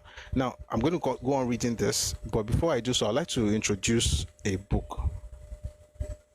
I read this over the weekend. I thought it was going to be a very good addition to our library or to our conversation. Wumi says, I beg to disagree on that statement regarding the party structure you mentioned. No, it's okay. You can disagree. You can disagree. But if the party puts you somewhere, the party determines what happens. If you say you are bigger than the party, then you are out of the party. You can go and become bigger on your own. It's okay if you don't agree, but it's just the reality. But all of us don't have to agree, but that's how it works. If you are bigger than the party, then you have to leave the party. As long as you are inside that party, you're not going to take advantage of what the party provides. Whether it's the power or the paraphernalia of office, you're going to have to drop that one and go and flex your muscle. And Akintola eventually did that. But he did that by first dismantling the party that he was part of. And that's how he resuscitated the name NNDP. Someone says recently GAC was against the coming of Abasa, Speaker of LAA, but Tinubu overruled them. Context matters. Context matters. I'm not talking about the decision of the people. I'm talking about what the party said. If a person goes against the party, you know what? That's not the conversation for today. Again, context matters. You can bring you can give me examples of how parties don't matter, but you have to subject what I said to the example that I offered. Why did you not overturn Ambode's case? At this point, you're going to have to ask him. Let's get back to this stuff. All right, so I'm going to read The Political Philosophy of Chief Obafemi Awolowo is by a man called Abegunrin Olaiwola. Can we say same as Wike versus Fubara? Not really. So Wike versus Fubara is not about party supremacy. It's about agreement is agreement. That's the difference. So Wike and Fubara is more mentor-mentee. Awo and Akintola, they've been friends since the 1930s. They had a relationship that went way back. They've been friends. Yes, Awolowo was the leader. He was a mentor of sorts, but his relationship with him is not like Fubara and Wike. It's more mature. They were through the old nationalist struggles. They were in NYM together. They were with daily service together. They had weathered the storm together. They were in Action Group for years. Action Group was founded in 1951. The crisis started in 1960. So for 9 years they were good in the party, apart from the many years of relationship they've had before then. So it's not exactly that. It's more about party, what the party is saying about a particular person. And if the party is saying this is how it should be, like I said, the example I gave was the example of Ambode. Is the example that is apt when you're connecting to what happened in 1960. It's conversations that are very careful how we listen. It's not just about dropping names and why didn't you do this? That one, maybe another conversation can be had on that. Lawatunde, thank you. Emabuluzun says Ambode was P-Bat's golden boy. Wait, what's happening? Are we good on YouTube? Okay, it says P-Bat Ambode was P-Bat's golden boy. He didn't go against the Lagos master plan, but tried to change the players. P-Bat didn't go against him per se, but also couldn't defend him from the party GAC. Thank you, Yemi Amuludun. That's the point I was trying to make. Thank you. I think you got it. All right, let's read a few things. So I'm going to read from The Political Philosophy of Chief Obafemi Awolowo. Some of the things I'm going to say here will also serve as recap for the things we've discussed so far, and then once we're done, we'll go back to the book by Papa. Again, the book is written by Olaiwola Abegunrin, The Political Philosophy of Chief Obafemi Awolowo. I read page 90 here, chapter 6. So this is on the Action Group crisis of 1962. So we already discussed a lot of things that happened in 1960. We'll go back to some of those things later. Let's just go on with this one first. When Chief Awolowo left Western Nigerian politics for the House of Representatives as the leader of opposition, his deputy and successor, Chief Samuel Adoke Akintola, became Western Nigeria Premier, much against his wish and other party faithful who preferred Chief F.R.A. Williams or Chief Anthony Naoro or Chief Akindeko. While the Action Group lost the 1959 federal election, which some observers regarded as being fixed or rigged, though it lost 16 federal constituency seats in the Yoruba area, which was 1/3 of the total number of Yoruba constituencies in the Western region. However, as a result of the loss of the federal election of 1959, Chief Awolowo became the leader of the opposition in the Federal House of Representatives.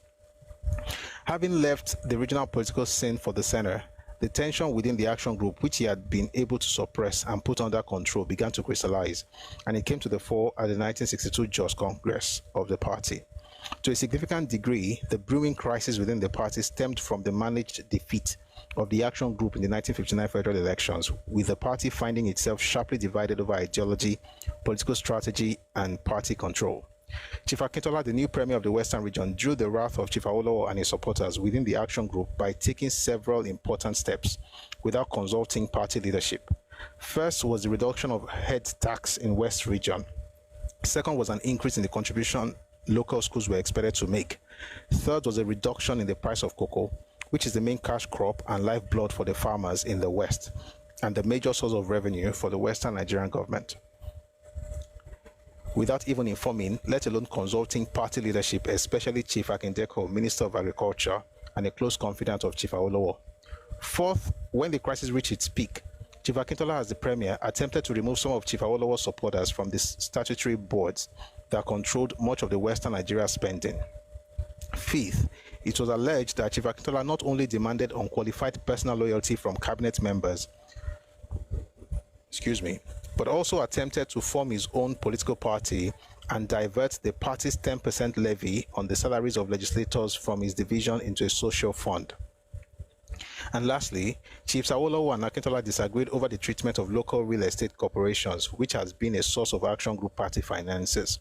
For example, Western Nigerian Development Corporation. As the Action Group approached its February 1962 annual Congress in Jos, Plateau State, a crucial ideological showdown loomed between the radical and conservative factions of the party. Coinciding with these ideological divisions was a widening gulf within the party over its future political strategy. In articulating his liberal democratic socialism programs, Chief Awolowo sought to redesign rather than abandon the federalist political strategy. He felt that, I'll say that again. All right. He felt that had been blown apart in the elections of 1956 and 1959. However, alignment with the nation's ethnic minorities and the Talakawas, commoners in the north, would not suffice. Consequently, while he sought to exploit the growing disenchantment with the political elite or class, he quietly pursued progressive coalition with the NCNC to oppose the NPC, fraternizing with Dr. Nnamdi Azikiwe, who had other ideas. I think personally that was Papa's fault. With all due respect, of course.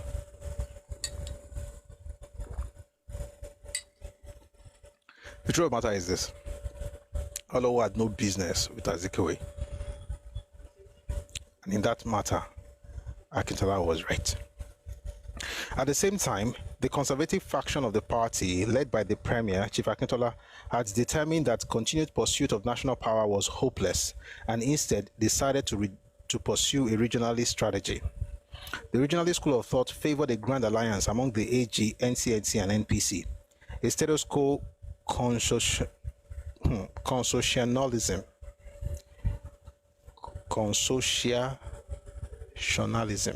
It's quite interesting.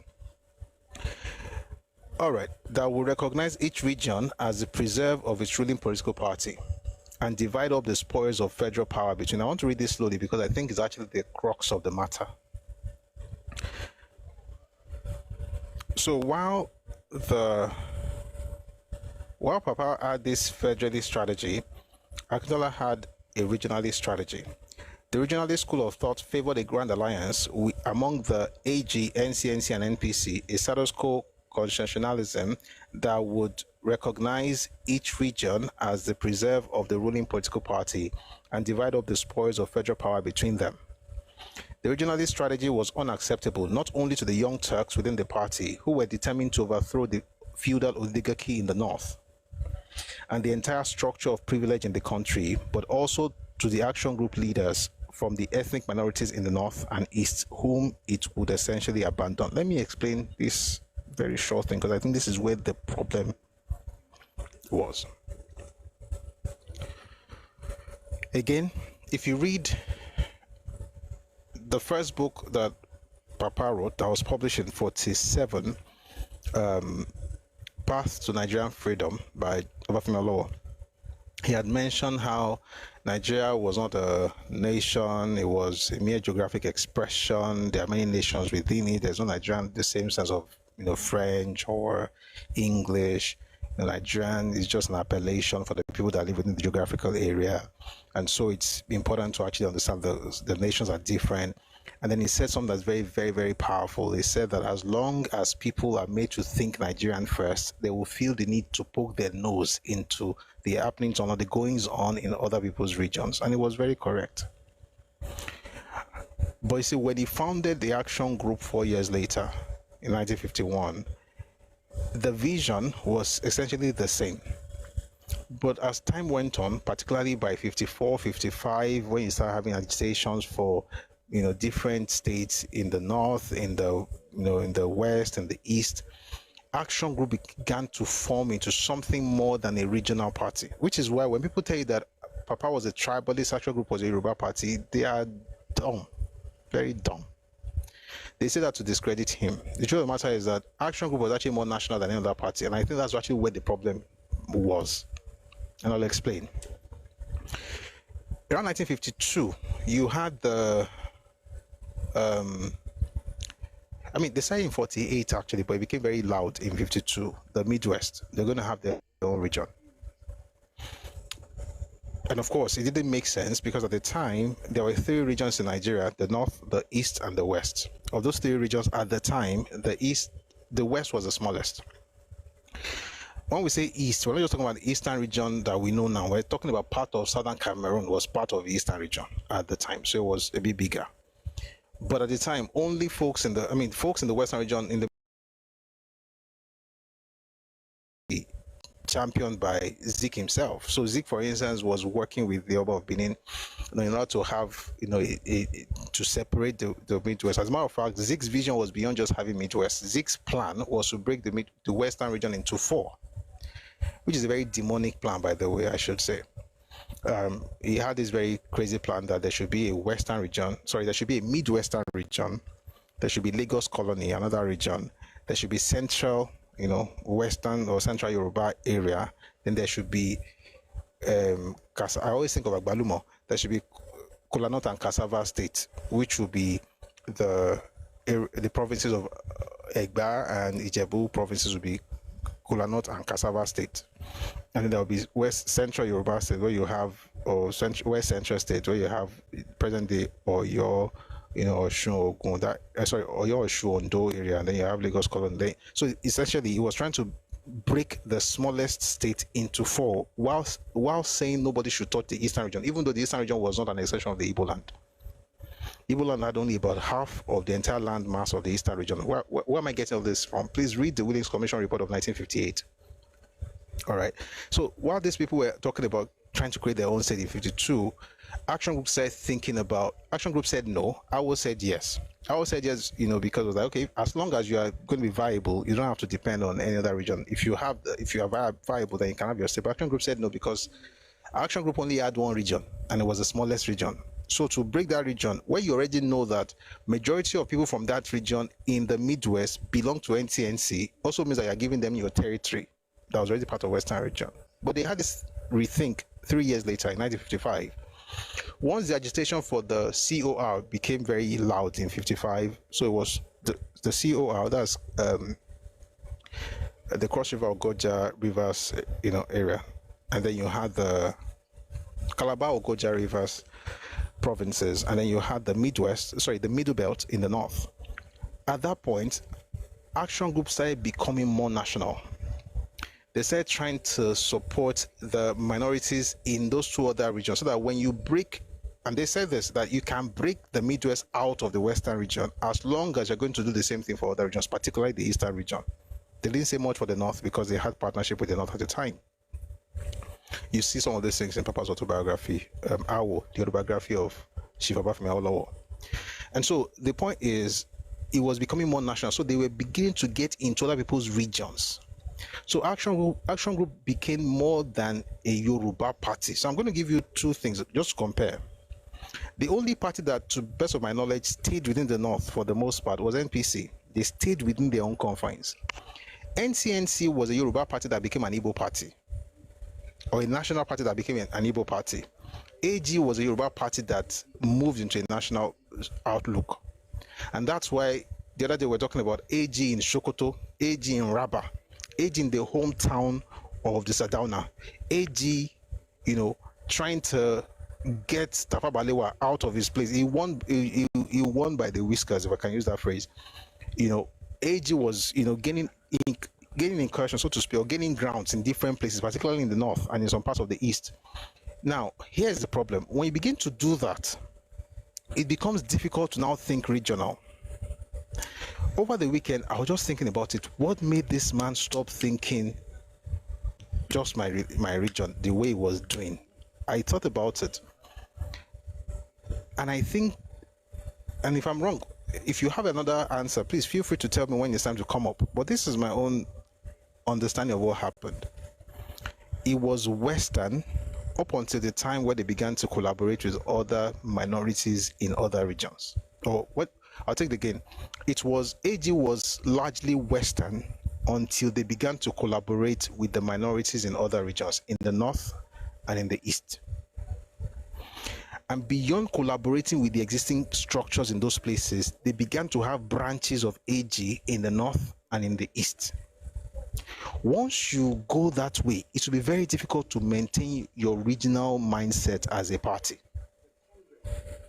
Which is why the Congress that happened in Jos, not in Ibadan, not in Oshogbo, not in Owo, where AG was founded in 1951.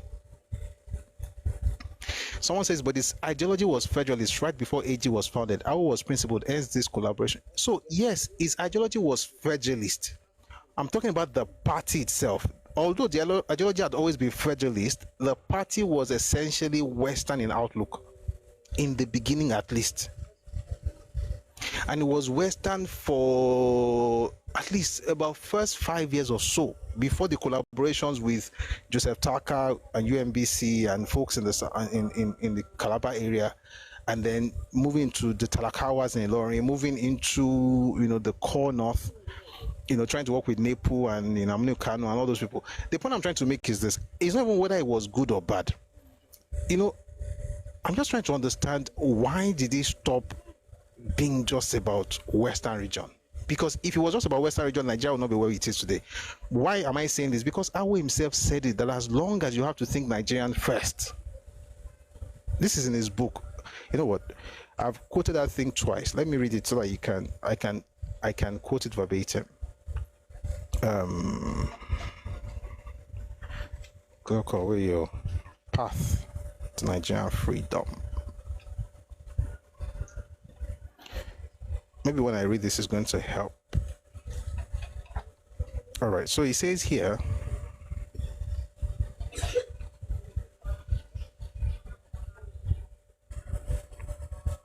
so we're talking about how the North was different from the South, Yoruba was different from the Igbos. He said, for instance, here, he says, we must not wait until the situation becomes unduly complicated by initial friction and irritation. Already there are enough signals to put us wise. This book was written in 1947, by the way. Strictly speaking, the political structure of any particular national group. So his federalism wasn't about, and I'll explain. There's a federalist ideology. Then the question is, was the party meant to be for the nation? Let me read a few more things. I think you're going to get what I'm saying. So it says here, strictly speaking, the political structure of any particular national group is primarily their own domestic concern. The others may criticize it in the same way as French and Russians may criticize the British Constitution, but they have no right to try to interfere effectively in the shaping of such a constitution. But this is exactly what is happening in Nigeria now. The Igbos, for example, unused to having chieftains, cannot understand why the Obas in Yoruba land or the emirs in the north should be entitled to the position they occupy.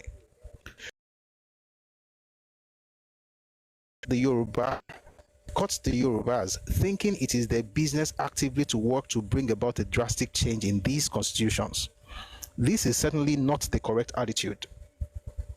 But as long as every person in Nigeria is made to feel that he is a Nigerian first and a Yoruba or Hausa or Igbo next, each will, that is, must feel the need to poke his nose into the domestic issues of the others. The only thing on common interest to all Nigerians as such, and in which the yoke must be acceptable as that of any other, is the constitution of the central or federal government of Nigeria. The constitution of each national group is the sole concern of the members of that group. Now, in his defense, when he was mentioning national group, he was not talking about region, geographical region. He was talking about national group, ethnic nations. Awolowo's idea of federalism is not even Nigeria's. It was not what we had in the First Republic, or even before independence. What Awo wanted was to have ethno-linguistic states. not geographical regions where you say north, west, and east. No, Yoruba state, Ibibio state, Hausa state, Tiv state, Birom state. In other words, the people are together based on ethnic identity, and so they will begin to be the ones to determine what happens within their own space based on their culture. They can write their own constitution, and nobody should have to go there and say, why are you doing like this? You can criticize it, but you can't determine for them. So here's the issue. By the time Nigeria restructured after Richard's constitution, what we got was not, we didn't have an we still don't have ethno-linguistic state, which was Awo's dream. What we now have was regions based on geography. And because of that, there are people, like minorities, who now have to bear the burden of being with the big guys who were trying to pull them down. For instance, let me give this example. 1958 Willings Commission report. The Western region was the only region that made a case for made a case for provinces that belong to it to leave and form their own region. As a matter of fact, there were 3 groups that made a case for Midwest in 1958. The Midwest. And because they had that mindset, they also felt the same thing should happen to minorities in the north, minority in the east. So you're joining me, just hold on for a bit. Maybe can anybody hear me?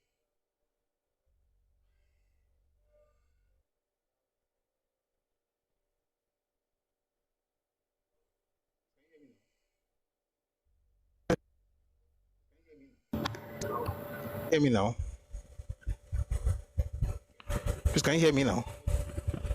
Is it better? Okay, thank you.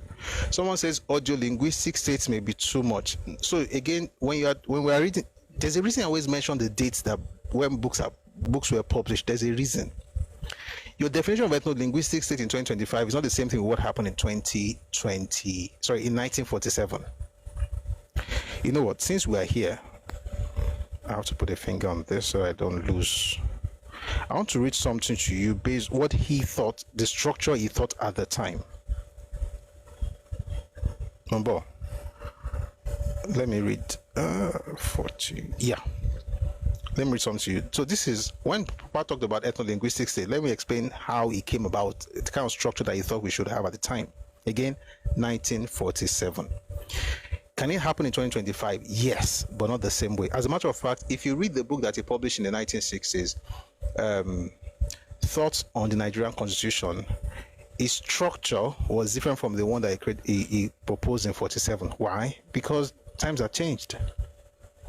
All right. So the states were more. At the time, he was proposing about 40 states. People said there are so many. Well, now we have 36, and we still don't have order. Anyway, let me read to you what he said in 47. This is how. If rapid political progress is to be made in Nigeria, it is high time we were realistic in tackling its constitutional problems. Nigeria is not a nation. It wasn't in 47, it still isn't. And it will not be. And it is not a problem. As a matter of fact, we should celebrate this truth. This is the reality. It wasn't, it isn't, it will not become one. Because you can't have that without death. And I don't pray that we have that kind of thing. But let me read a few things and I'll explain everything I'm trying to say. So he says, I'll take it again, if rapid political progress is to be made in Nigeria, it is high time we were realistic in tackling its constitutional problems. Nigeria is not a nation. It is a mere geographical expression. There are no Nigerians in the same sense as there are English, Welsh, or French. The word Nigerian is merely a distinctive appellation to distinguish those who live within the boundaries of Nigeria from those who do not. There are various national or ethnic groups in the country. 10 such main groups were recorded during the 1931 census as follows.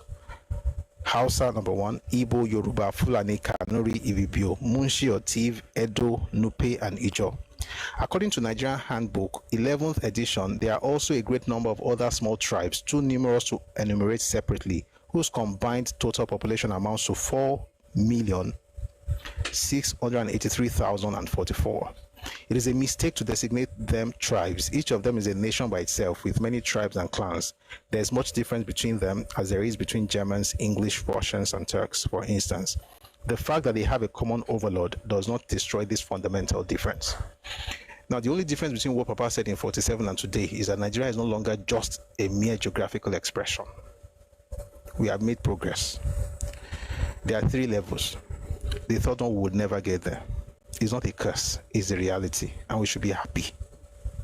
The one we're supposed to be trying to get to, we're not working at it. Anyway, you can be a geographical expression, just geography, nothing more. You can be a country, that means you have a political structure, you are a state. Then you can be a nation.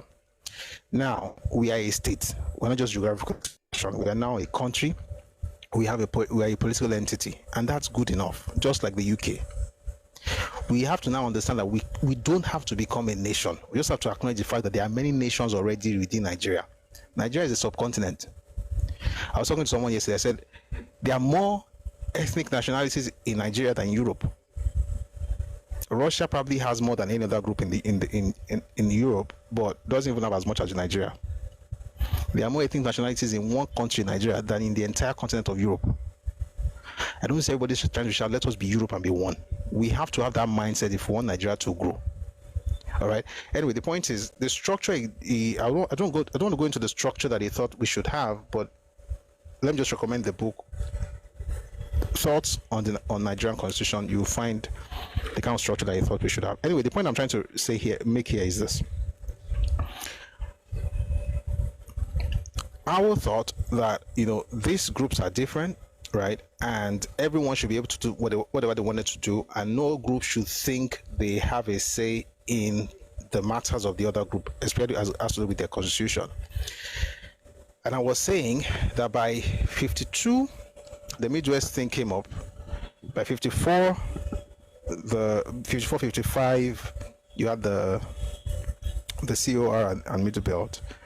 And then, in order to be able to work with them to get what they wanted, Action Group morphed or evolved into something more than a regional thing that was contained in Western region. At independence, the 3 major parties controlled the three regions respectively. Like NCNC was in the east, AG was in the west, MPC was in the north. MPC did not even make any qualms about it, even in the name, Northern People's Congress. It was just the English version of Mutanen Arewa, Jamia Mutanen Arewa, which they had that they started in May 1948 as a essentially cultural group. They just moved into political, and they just kept calling themselves like that, Northern People's Congress. They were just in the north. The point I'm trying to make with all this Turenchi is that by the time you read, let me go back to what I was reading now. By the time you get to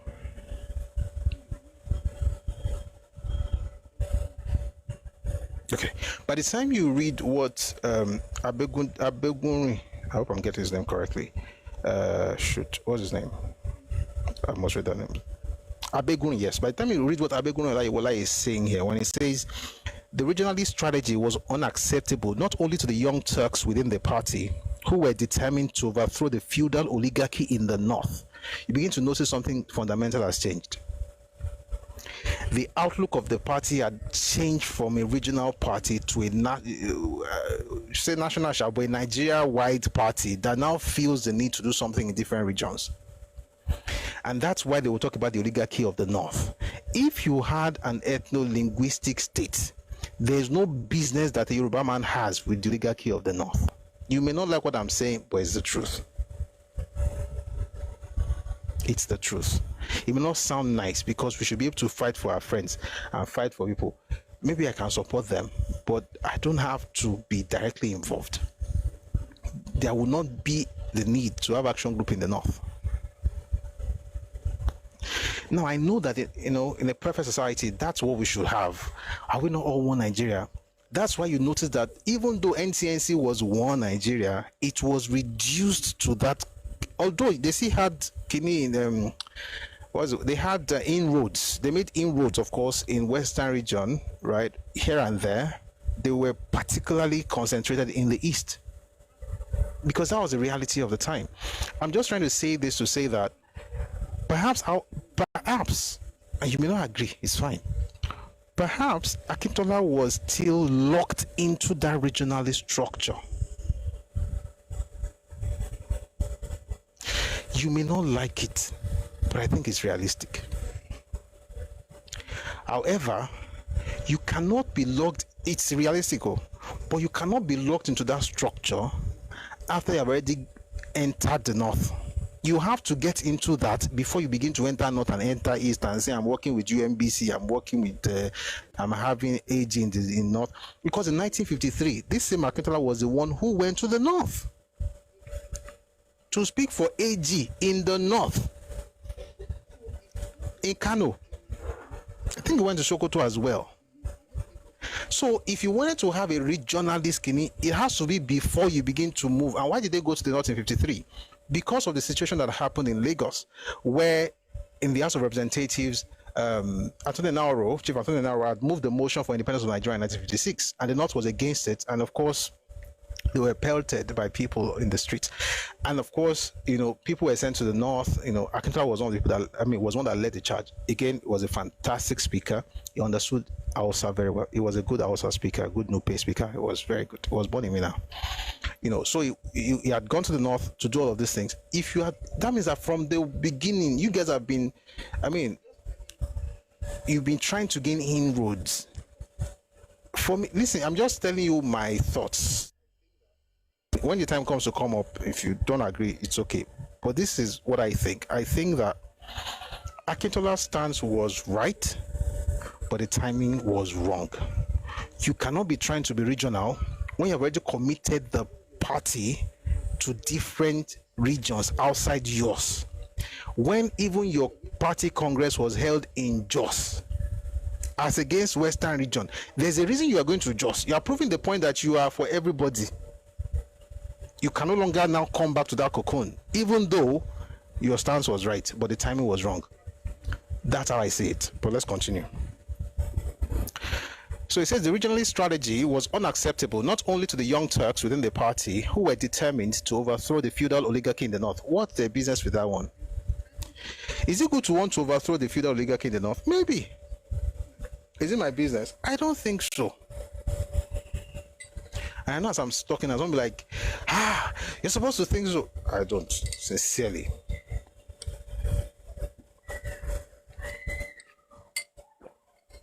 I don't think so. I think that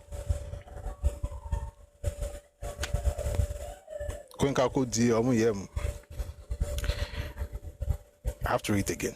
The regionalist strategy was unacceptable not only to the young Turks within the party who were determined to overthrow the feudal oligarchy in the north and the entire structure of privilege in the country, but also to the action group leaders from the ethnic minorities in the north and east whom it would essentially abandon. That is the real issue. Why? Because they had already declared that they were AG, even though they were in the north. They wouldn't join NPC. They were AG, even though they were in the east. They wouldn't join NCNC. To now start something regionalist in nature in 1962 is to cancel out 9 years of work. Excuse me, which interestingly was led by this same person. However, here's the point. What Akintola wanted to achieve, he could only achieve if the party was regional. There are a lot of intrigues in this thing. And he mentioned something earlier, that the plan was to be able to have a grand alliance with AG, NCNC, and NPC so that they can all divide the spoils of federal power between them. That is why Awolowo and Akintola fought. Awolowo was thinking about breaking the hold of the northern oligarchy on the people, having everybody have access to free education and free healthcare and all this kidney. What Akintola was thinking about was this: political power should be appropriated in such a way that every group will be able to get something from this. It's not so much about the people as it is about the fact that every region will have a share of the national cake.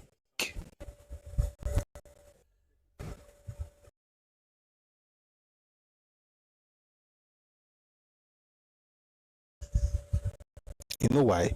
Because the region will still focus on what's happening in their region.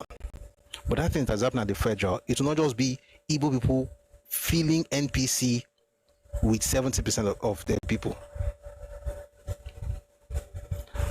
you listened to the recording last week. You read the white paper. It's in Redomi Telegram, Redomi Global Telegram channel. How the Igbos took over everything. That's one of the reasons he was saying what he was saying. What am I doing here? I'm going to go to a point where I'm going to read the things that he did that are wrong. But I'd like to also first set a tone that doesn't demonize him totally, so that you can see where he's coming from, even though what he did eventually was terrible. But at least we should understand where he's coming from, even if you don't agree. I hope we get it.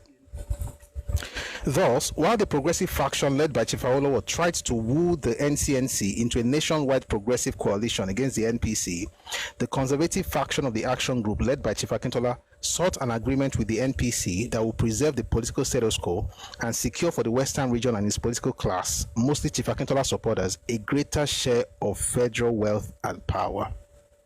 In other words, he was thinking more about the political class. I was thinking more about the people.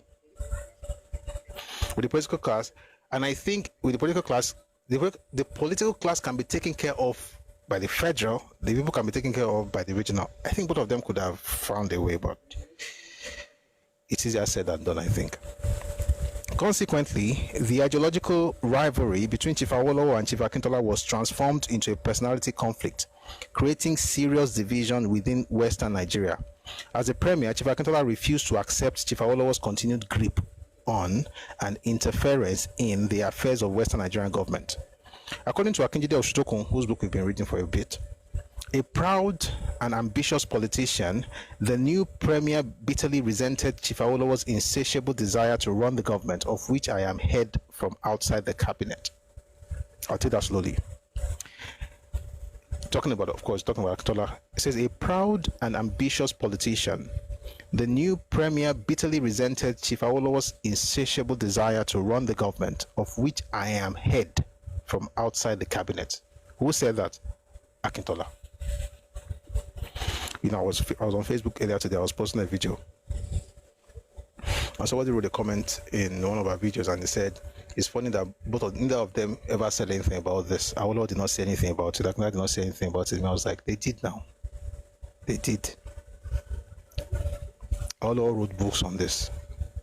At least two explains. One explains what really happened right before the crisis, and then the other explains what happened after the crisis. The one that explained what happened before the crisis is Adventures in Power, Book 2, The Traverse of Democracy and the Rule of Law. Book 1, Mama Through Prison, also explained the things that happened while he was in prison, which was after. Okay? So, the point I'm trying to make is that Akintola also spoke. You see it in his speeches. You see it in some of the things that we're reading here. And what did he say? He says, Awolowo had this insatiable desire to run the government, of which I am head from outside the cabinet. Now, if you think about this, you may look at Awa and say he's a bad man. Why not just they feel like from now on be as a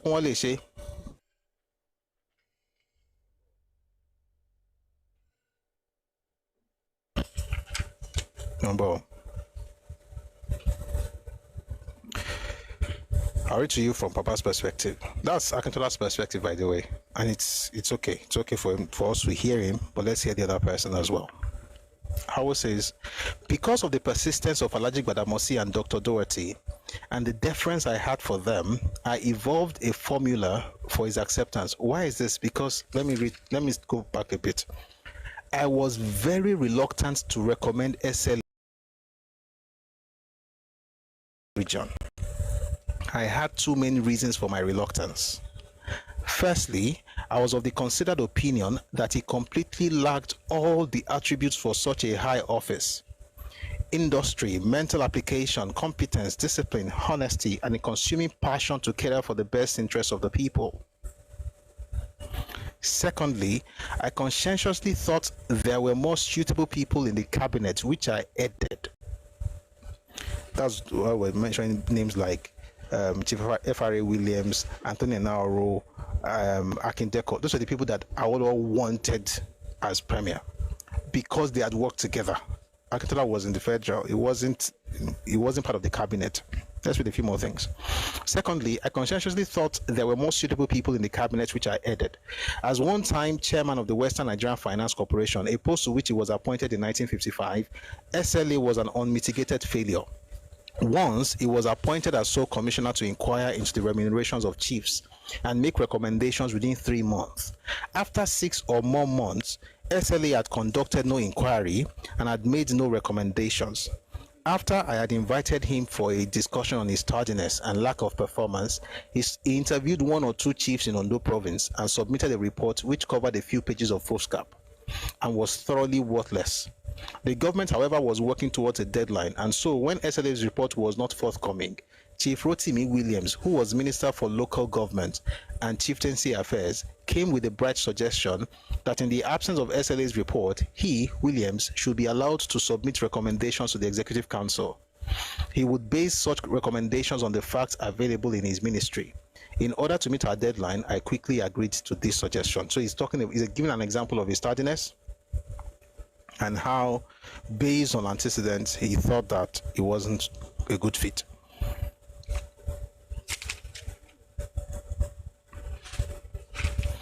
Akintola no doubt knew of my reluctance to agree to the advice tendered to me by Alhaji S. Gbadamosi and Dr. Akoni Doherty.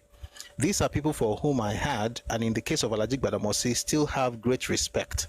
But it took them more than 18 months before they succeeded in securing my concurrence. In other words, it took them about more than 18 months to convince Awo that Akintola was the right person.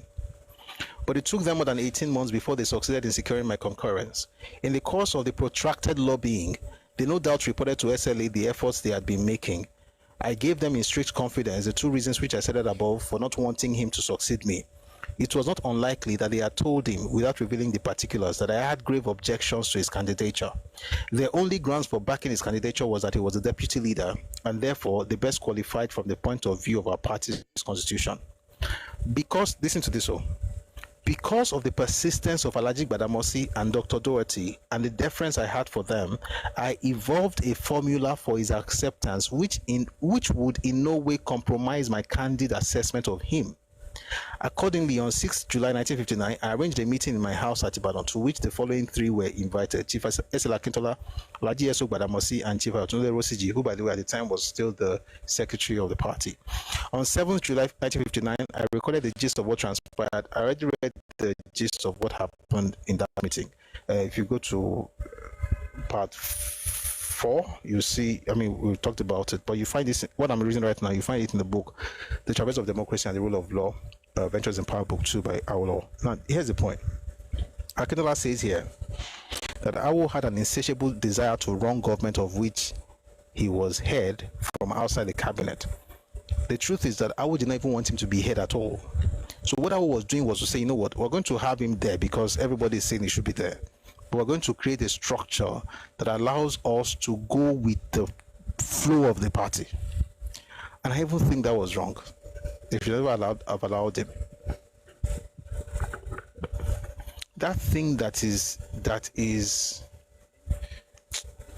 I don't want to do, you now have to pay for it. Again, we are learning from these things. Again, that will happen in the election that brought in Babajide Sanwo-Olu. Ojo Afo-Foto. I heard so much about SLA's wealth, sir, but following this series, his wealth hasn't been mentioned. SLA, wealth. It was okay, but it was not wealth. It was okay. Like, it was okay. He had a firm, he had a law firm, you know. He was the first lawyer from Ogbomoso. A lot of the land disputes, the one Ogbomoso was the one, and made a lot of money, you know. In fact, back in the day, they would take land in lieu of, payment for whatever services they have to do with, whatever services was offered, for land. So it was quite rich, but he wasn't wealthy like that, though. SLA, he had money, but not wealthy like that. No. To the best of my knowledge. All right. I was trying to explain that while he was saying that, he has an insatiable desire to run my government, he should not have even been made to become premier in the first place. And that, I think, is a lesson for all of us. I'll explain that lesson before we go on. You see, ojú àfọ̀fọ̀tán ìjà ló máa ń dálẹ̀. Ṣàkátà pààlà ń sítọ́. Tí verse in Yoruba, máa sọ lẹ́yìn bọ̀ later, I'll say it in English in a bit. Tí o bá rí wípé ẹni yìí o kò lè ṣe o nǹkan tó fẹ́ o, wàá fò síbẹ̀. It's not nice, o. It's òwe Yorùbá o, ní nice kọ lórin o. It's not from nice, so it's òwe Yorùbá. Ṣàkátà pààlà ń sítọ́. Like if you're going to speed, you do it well. Anyway, you do it at once or whatever, or a totality. The point I'm trying to make is, imagine for a second, let me just say it in English. Imagine for a second that a governor in Lagos State comes up with a different idea how he thinks the government should run. I mean, good or bad, whatever it is, he has this fantastic, brilliant idea, apart from the blueprint that was designed by, President Tinubu when he was governor. So somebody comes and says, we don't need red rail, we don't need blue rail, we just do underground. I don't know. Maybe it's possible, but it shall come up with one very fantastic idea away from all the plans. But you thought that, you know what, this person is not really going according to our plan, but we're going to make him governor regardless. So what we're going to do is that we're going to make sure that his cabinet, the people that we put around him will be loyal to the party and the vision that we have for Lagos State. I just want to ask a question. Do you think it's going to work? Is it possible? Let's engage for a second. On YouTube as well, please let me know. Do you think it's going to work? The person doesn't work with, it doesn't really send your vision, or we are like, what are friends for? Let's work with him. But we'll make sure that, we'll make it work. Abi, thank you. I think that was the issue. If you know the person is not aligned with your everything they say, just because power corrupts. Absolute power corrupts absolutely. People will do anything once they have automatic buy. And thank you, Ades, for what you said about Wike and Fubara. You can't be too sure. I mean, for Wike and Fubara, maybe we can even believe that the man was going to go according to his own vision. Maybe it was okay in the beginning, and I think it was. Like it looked like it was going to work. But this one from the word God, that's why they made sure that. Let me tell you something. Lagos is on autopilot. It doesn't mean that the governor is not working. Is greatly helped by vision from those who actually designed the master plan for the state. So you just get somebody that you plug and play. It will work. He has to be smart, he has to be intelligent and everything, but he doesn't have to think about how do we plan something to do for the next 5 years. He doesn't have to think about it. What's one already? You come and plug in. But you come back and say, we'll plan. That is the reason we cannot afford to have GRV in Lagos State. It's not because in your con is Igbo. And plan to tell wani go better and to one. You say whoever becomes governor of Lagos will accept. It depends. If you change that party and you bring another person, another group who have no vision, they will not work with the vision on ground because they want to prove that they have their own stuff too. This is why we cannot afford to have GRV become governor of Lagos State. It's not about your mother is from Kinikon, your father. That one is there. Don't speak Yoruba. I don't think Yoruba. That one is there. But the real thing is that there is a plan, and you don't care for that plan. At every point, you're always talking down on the plan. And when we look at your life, what have you done that can tell us that you have better plans than the ones we have right now? We can't see it. You can't even communicate it the way. Maybe I'm not listening enough, of course. Let me give people benefit of the doubt. But that's the point, essentially. So if you derail from that thing, or you bring a person who has a different vision, when I was younger, my mentor, there cannot be two visions in a place. It becomes division. It's division. So you have two people trying to run the thing. That's what happened between Akintola and Awolowo. They should not have allowed him to become premier in the first place. Why? Because Awo already said no. It took him about more than 18 months to be convinced. So the structure they created was that, listen, the ministers, who we call commissioners right now, the ministers that worked with him will also work with Awolowo, with Akintola. If you read this book, let me recommend the book. You can find it on Read of Me Books, by the way. Is it there? I think it should be there. This book, A Biography and Postscript, Samaladuke Akintola in the Eyes of History by Honorable Femi Kainde. If you read this book, you understand that the way the intrigues, the way they managed the finances of the region, he didn't understand it. He didn't get it. Not because he couldn't get it, but because what he say, when he came with a different idea on how to operate NIPC, the Property Development Corporation. He had a different idea on how to do it, and all his great ideas eventually scattered everything on it. Because could plug in. Is it his fault? I don't even think it's his fault. They should not have allowed him at all. That's my own. Somebody says, who did Awolowo think was the best person to succeed him? I already mentioned. He mentioned 3: F.R.A. Williams, Anthony Nauro, and one person. Let me see if I can find the name of the person. Akintola, who was the Minister of Agriculture at the time. Those are the people. He was thinking of somebody that is in the cabinet, someone that they had worked together. Akintola was not in there. For instance, the way they ran the, it's still part of the session. When the British was investigating to see how these people were running their party, Action Group had the best finance, structure, right? The party was well financed, but it was because they had done some underground work. And the funny thing, Awo wrote about it. He wrote about it. They created companies. Those companies in turn funded the party. The heads of those companies were leaders of the party. Proceeds from the company, profits from the company were used to fund the party. So the party was well funded. The money the party was using, in some cases, to come from the banks where the government had interest. They had to make it secular, but ensure that there was no hanky-panky.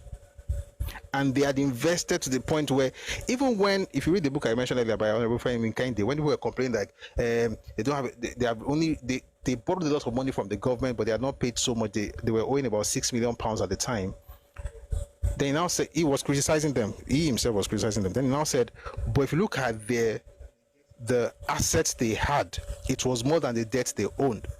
So it was more than the debts they owed, and it made sense. Why? They were borrowing to build. It was a property development corporation. They were borrowing to build. They will build, they will sell, make profit. From that profit, run the party. They had this tightly woven structure that all of them knew what was going on. And he came, he was trying to know, how do you do all these things?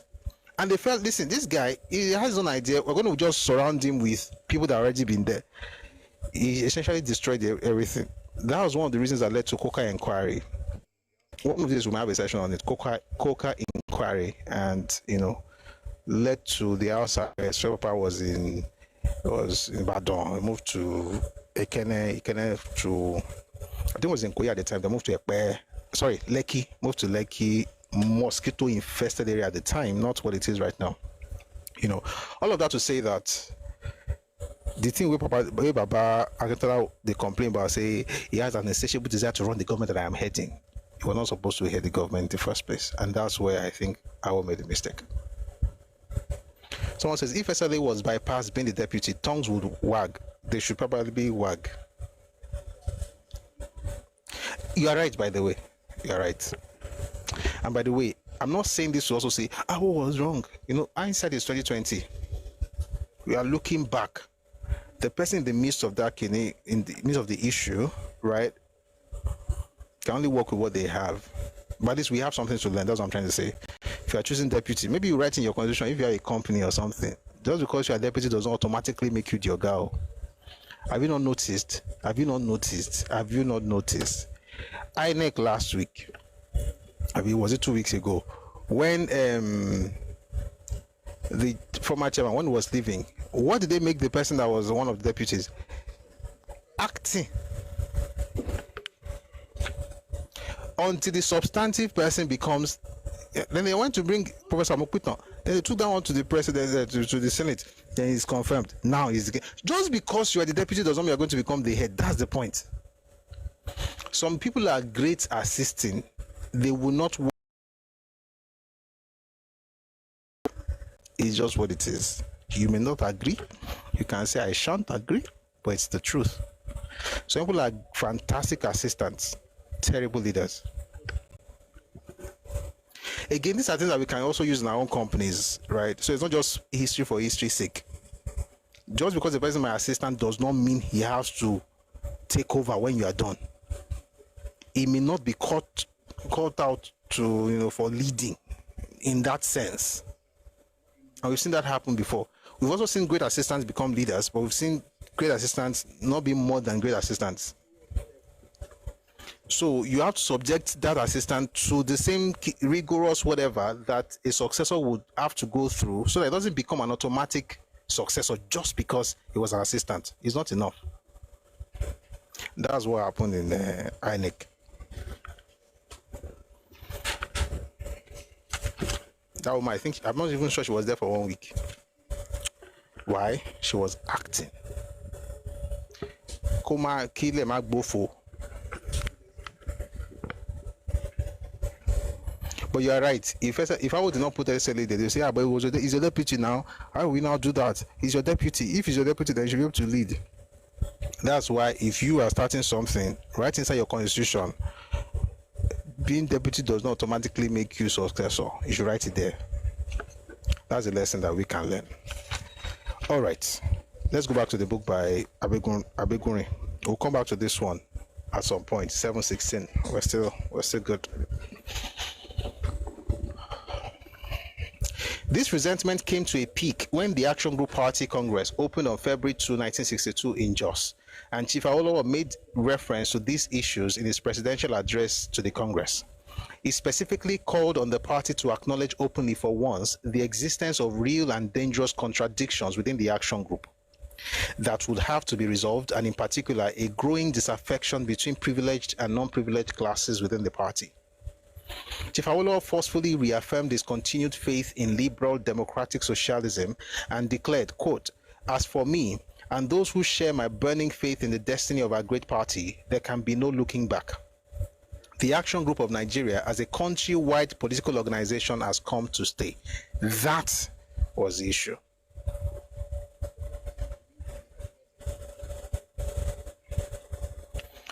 Dr. Badru says, remember the argument in favor of Enesikoli is a different argument though. That was the leader of the party becoming a representative of the party in parliament, not the deputy of the party becoming a representative. It's a different. I knew you were going to come. I was waiting for you to mention it, and you have mentioned it. Enesikoli's argument in NY, by the way, again, it was part of the party guidelines. That's why I said the real lesson is about what guidelines you put in place in your own organization. That's the real lesson for us, which is what Tinubu has done. Just because you were chief of staff or you were deputy governor doesn't mean you're going to become the next governor in APC.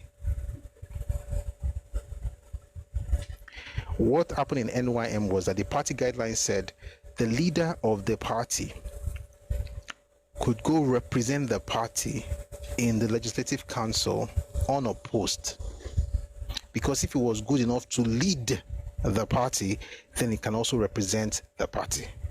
So that's a leader. But not like the deputy leader must become the oga just because he's a deputy leader. That is a different argument. And that's why there's no automatic ticket for deputy governors and deputy presidents or vice presidents. Having said that, let's read a few more things. Someone says, we say Azikiwe was wrong to not make Father Onse his deputy, the leader of NCNC. How do I explain again? We say Azikiwe was wrong to not make Father Onsi the leader of the party, not the leader of the region. These are two different. So I'm responding to somebody on YouTube, Kubo. These are two different things. Leading the party and leading the region are two different things. Awolowo was leader of the party and premier of the region. Leader of the party, the leadership of a party could go to the deputy leader of the party. The deputy leader of the party is not necessarily part of the Western region government. He is not a deputy premier. These things look alike, but they are totally different things. The party is the group that produces the, representatives in parliament and in government. E.g., the chairman of APC right now does not really know what's going on in the government, though. I mean, he knows what he's told. He's not deputy president. He's not. I don't know if you get what I'm saying. So think about it like this: Awolowo, or let's say Papa is the same thing as President Tinubu. Tinubu used to be the leader of the APC, and then he wants to become president. He was leader of AC at the point of it. Then he now leaves that role to another person to become the leader of the party. But he is now the president. But just because you were a deputy in APC does not mean you now qualify to become president of Nigeria. That's a party issue. So Father Onsi should have become the leader of the party because he was the vice president of the party, but he cannot be made to become the leader of Eastern region because he's not even from there, even though they will still not vote for him anyway. But you get the point. Okay. Let's get into this. Again, all of these things, hindsight is 2020. We're not blaming them. We're just learning what we can apply in our own space. Someone says the party is smaller compared to the region. In some cases, the party could be larger than the region. E.g., Action Group was becoming a country-wide. Papa even mentioned it. Let me read to you again what Papa said in 1962. This is Awolowo. As for me and those who share my burning faith in the destiny of our great party, there can be no looking back. The Action Group of Nigeria as a country-wide political organization has come to stay. What Akintola was thinking about is that it should be a regional party. In truth, the party is larger than the region. Action Group had become larger than Western region. There were offices in different parts of Nigeria. So in some cases, the party could be bigger. I mean, PDP at its height. PDP at its height. I mean, I don't think APC comes close. Wadata Plaza in Abuja was a beehive, of activities. It's bigger than every state in Nigeria, but it's a party. So the party can actually become bigger than government. Anyway, let's get back into this. So I've read what Awolowo said. As for me and those who share my... By the way, if you're on TikTok, please bow tap. Thank you for 99.9K, by the way. Thank you so much. Let me clap for you. I've not clapped for you in a while. Let me clap. Clap with this hello. We have to do for clap. I have promised I will never fake. Well, I'm making you. Oh, sorry. Okay, I found it. Can you hear the clap? Come, I can't hear it.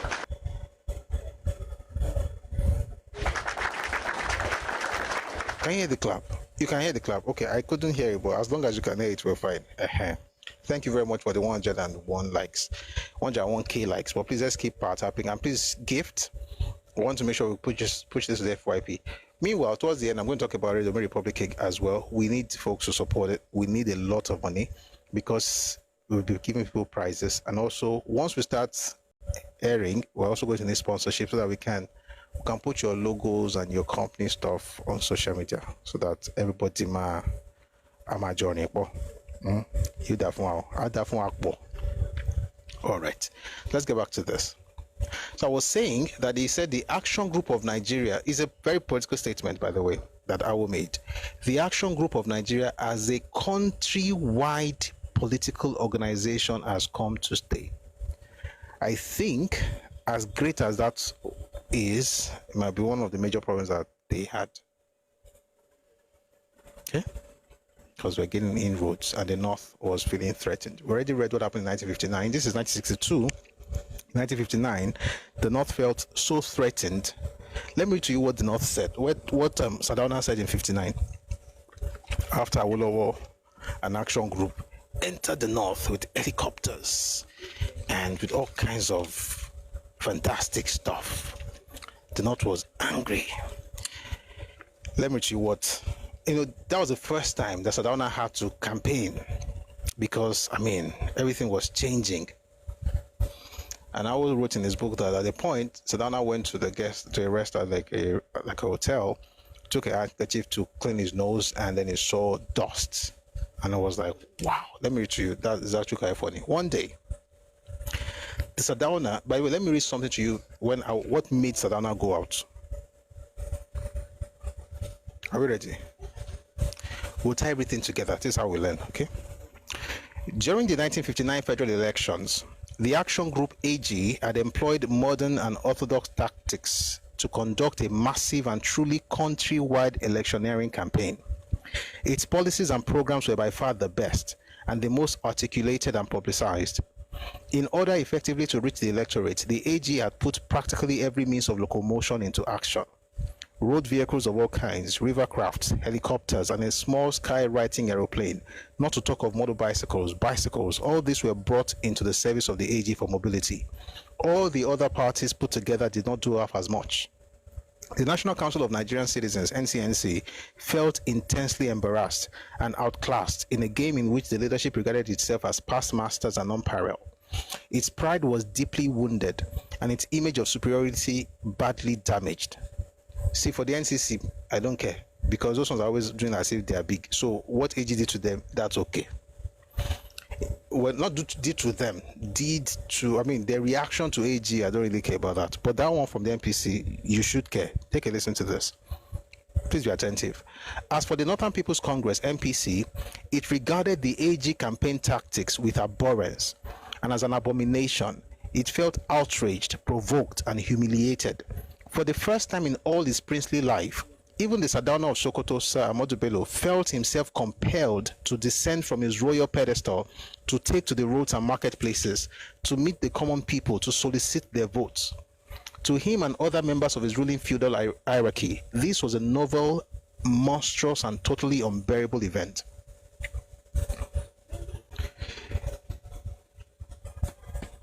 I think that's problematic. I think so.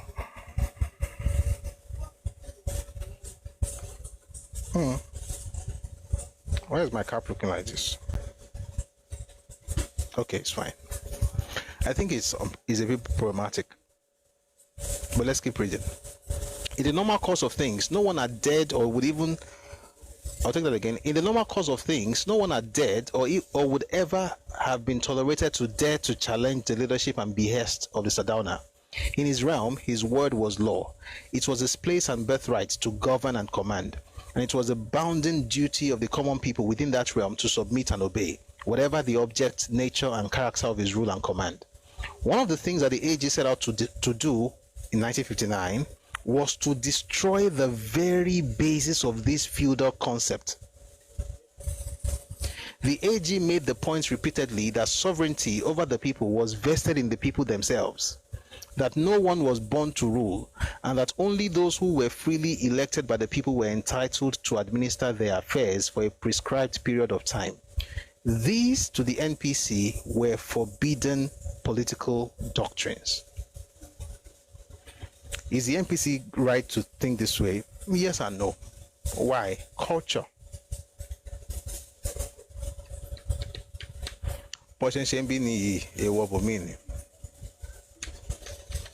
One day, the Sardauna, after a series of public meetings and rallies, stopped at a catering rest house to have lunch.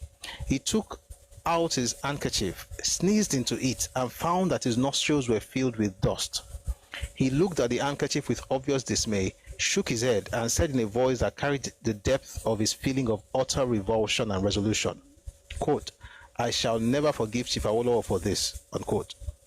With the inimitable Sardauna himself mounting the rostrum to appeal to those he regarded as his own selves for votes, all the members of the hierarchy, including the then incumbent Prime Minister, Sir Abubakar Tafawa Balewa, lost no time in following his example.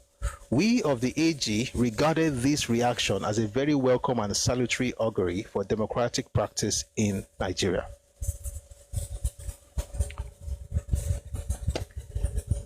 Constitutionally, oh wow, okay. Ṣùgbọ́n ìkọjá yìí ni. Bá a ṣe ń ṣe ń bèrè èèwọ̀ bòmíì ni. Báwọn ṣe fẹ́ ṣe tiwọn nìyẹn. A feudal society. The man was not supposed to go around canvassing for votes. He was a great-grandson of Sultan Bello, a direct descendant of Usman Dan Fodio. That may not mean anything to you, but it means something to him. And what Papa was celebrating, like, we're done this, we are doing this, it is hurting them. And it hurt them to the point where, let me read to you what he said. This is why we came to this book in the first place. Let me read to you what the Sardauna said. In fact, I'll read from what Awo said into what Sardauna said. It says here, we of the AG, that's Action Group, regarded this reaction as a very welcome and salutary augury for democratic practice in Nigeria. However, for the entire feudal hierarchy, all that was too much for them. I'll take it again. However, for the entire feudal hierarchy, all that was too much for them, and they too must have vowed, like the Sardauna, never to forgive Awolowo. A report in the Sunday Express of 20th December 1959 at page 2 summed up the attitude of the mind of the hierarchy. Here goes the report. I shall divide Nigeria into two and hand them over to my lieutenants. Sir Amadu contended that NPC's new decision to invade the South politically was a reply to the recent invasion of the North by southern political parties. He cited a portion in the Quran which says, "You have come to our home, and from now on we shall be taking the battle to your house." Sir Amadu claimed that, like his great-grandfather Sheikh Usman Dan Fodio, who said after his conquest, divided the conquered country between his two sons, I too, after conquering the South, will also divide Nigeria into two, to be taken charge of by two of my lieutenants. He said the South had already been handed over to Alhaji Abubakar Tafawa Balewa, the Prime Minister, and added that before his resignation from politics, he would appoint another lieutenant to take over the administration of the North. He presented a cloak of authority to Balewa. That's December 20, 1959. It was a response to the incursion of the West or the South. NCNC was also doing it, but they're not my business. I'm talking about us. AG went in there. There are things that are constitutionally okay, but they're culturally unacceptable. And I know what I'm saying right now. I'll be like, I will not want Nigeria. How come it's wrong? It's not wrong. Constitutionally, there's nothing wrong in what Papa did. Nothing at all. But culture eats strategy for breakfast, lunch, and dinner. All right. So that's how they responded when they noticed, and that was in 59. Here's the crazy part. By the time they came to the South, they couldn't do much. So what did they do? What they did in 62, from 62 to 63, with how they dealt with Awo, that's their own way of getting their own pound of flesh.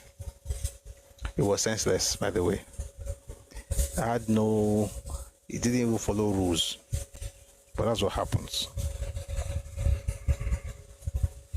Let's go on.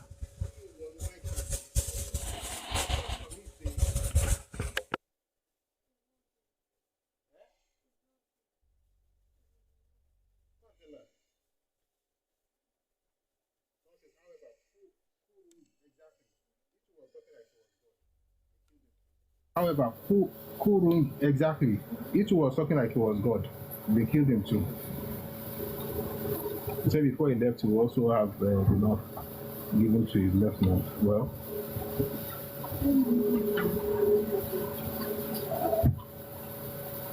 someone says then they are not qualified to be Nigerians. Yorubas too knowledgeable and sophisticated for them. Not really. Politics of Babukini, that we are too sophisticated for them. Nah. Our sophistication should stay within our space. When they want to learn that sophistication, they come and learn it. It's hard. It's very hard, especially when you know that there are commoners in the north. Especially, and this is let me also try and make a case for Papa. Especially when you discover that some of the northerners under the yoke of Ahmadu Bello were also Yoruba people. So it's crazy. I know you know that now. So the Ilorin, Kaba provinces were under Northern region. So I get the feeling like, because you have siblings, you have siblings in Ilorin who were in the Northern region because of what the British did. So to break that hold was also to extricate the Ilorin people from under the domination of... What's wrong with the mic? All right. To break the stranglehold of the north, of the northern establishment over the north, was to also extricate the Ilorin people from under the dominance of the Sardauna or the northern establishment. That's why I said, oh, one wara. Okay, and I'm right. If you're talking about Hausa land, it's not my business. But because again, the structure was such that there were Yoruba people who were in the north, who are still in the north, by the way. Perfect sound. What did I do?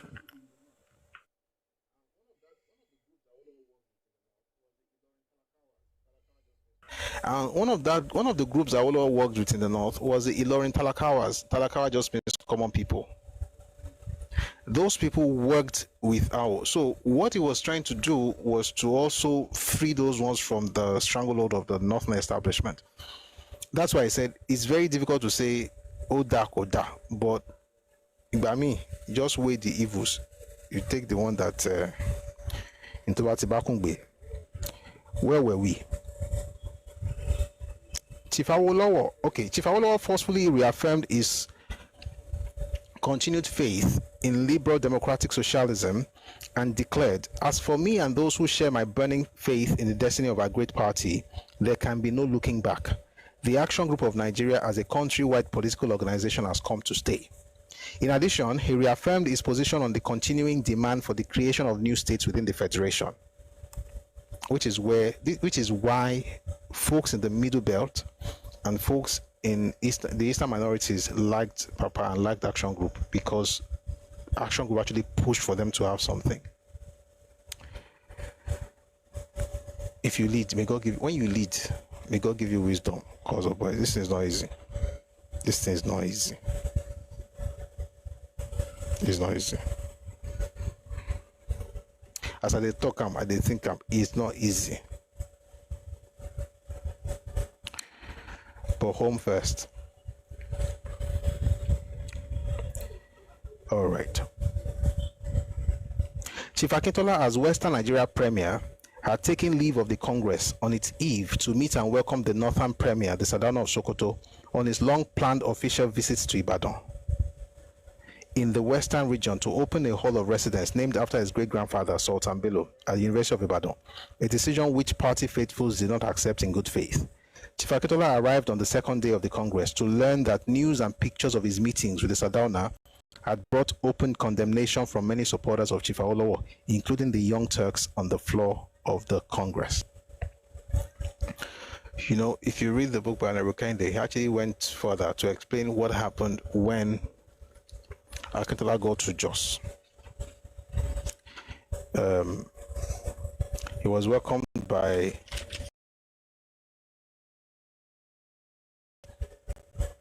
I read from this book. The book is called Samuel Look at Akintola in the Eyes of History by Femi Kende. It says here, the Action Group Party The Action Group Party had its 8th annual Congress at the African Sports Club Jos from the 1st of February to the 8th of February 1962. In his opening remarks at the Congress as president of the party, Chief Awolowo acknowledged the existence of real and dangerous contradictions within the party. At this Congress, due to the subterfuge, Chief S.G. Ikoku was made a federal secretary to the party as against Chief Ayorosiji, a founding member of the party, whilst Chief Bolaige became the publicity secretary. It should be recalled that earlier in 1956, Chief S.G. Ikoku had contested election to the Eastern Regional House of Assembly against his biological father, Chief Van Ikoku, who he defeated by 59 votes.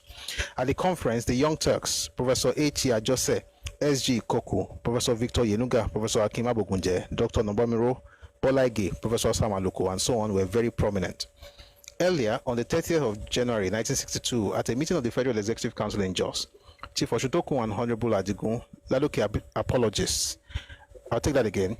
Earlier on the 30th of January 1962, at a meeting of the Federal Executive Council in Jos, Chief Oshutoku, who is the father to the author of the other book that we read, Professor Akinjide Oshutoku, Chief Oshutoku and Honorable Adigun Ladoke apologists, in other words, they were supporters of Ladoke Akintola. They had stirred the honest by looking Chief Awolowo straight in his face by challenging the leader's right to co-opt some members into the Executive Council. The leader and his deputy, Chief Ladoke, were provided accommodation at Jos Hill Station Hotel by Barrister Moro Ndia, a strong member of the party. The Premier, upon his arrival in Jos, got in touch immediately with Prince Oladunni Oyewumi, a very prominent and successful bedroom apartment. He instantly arranged for a P&T telephone line for the Premier's apartment, and he also took over responsibility for the Premier's comfort and hospitality while in Jos. However, the open salvo of discord was fired when Chief Akintola took permission from the leader to excuse himself from the Congress for about 2 days. His mission was to go back to Ibadan to receive his brother Premier. No.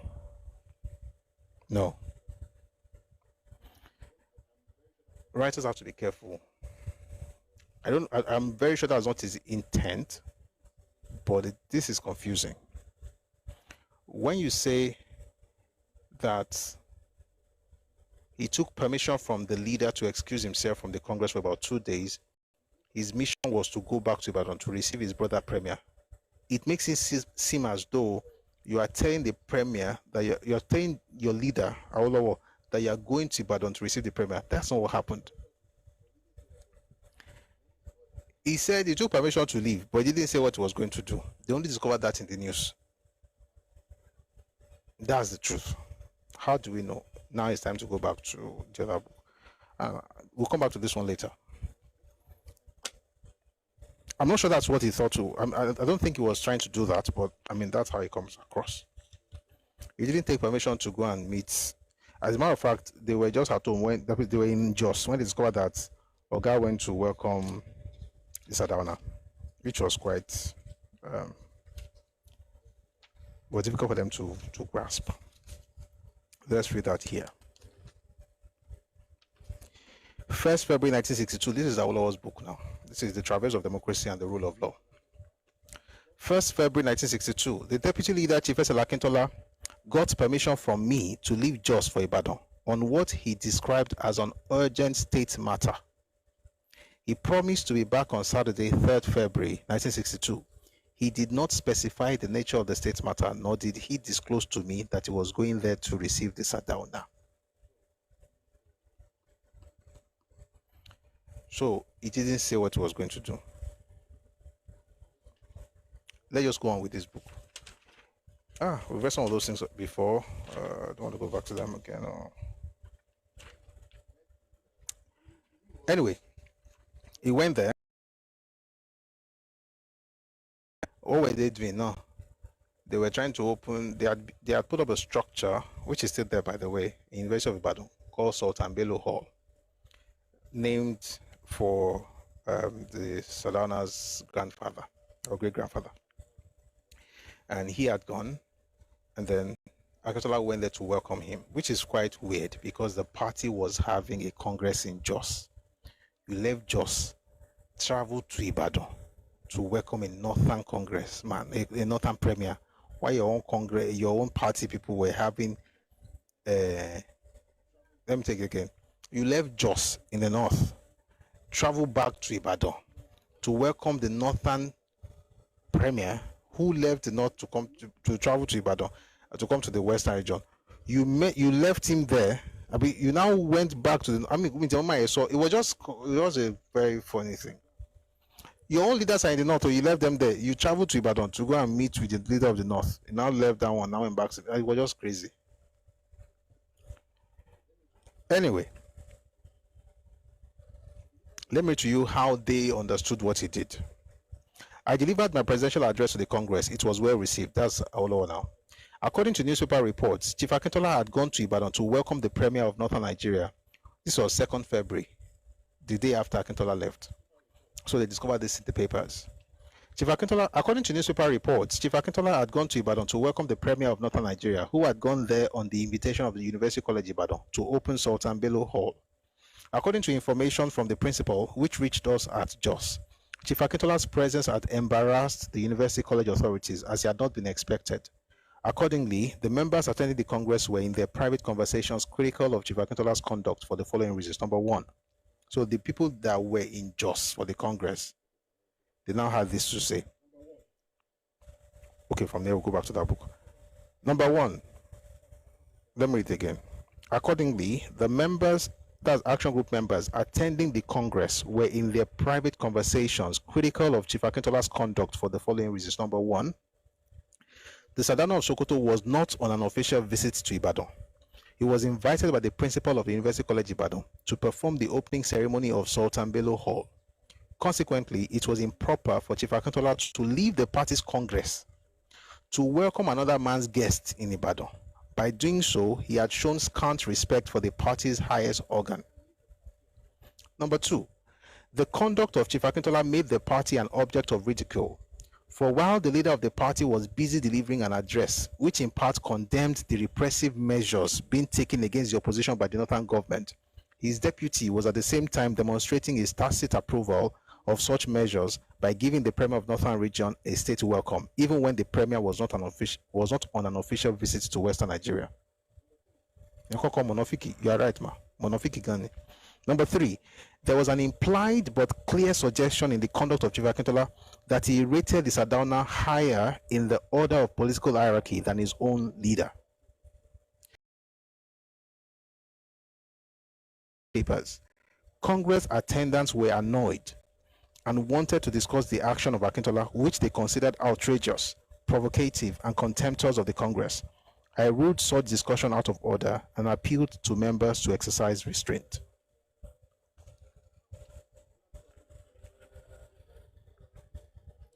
3rd February 1962, debate on the presidential address began. Chief Akintola arrived back in Jos at 3 p.m.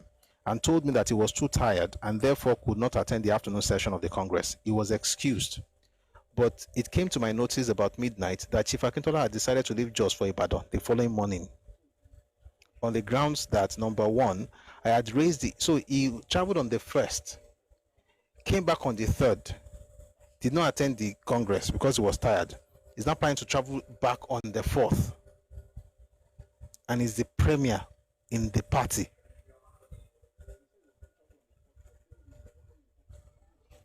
And he said he was going to travel on the 4th for 3 reasons. Let me read the 3 reasons. Please make of it whatever you will. Just tells you how interesting this thing is.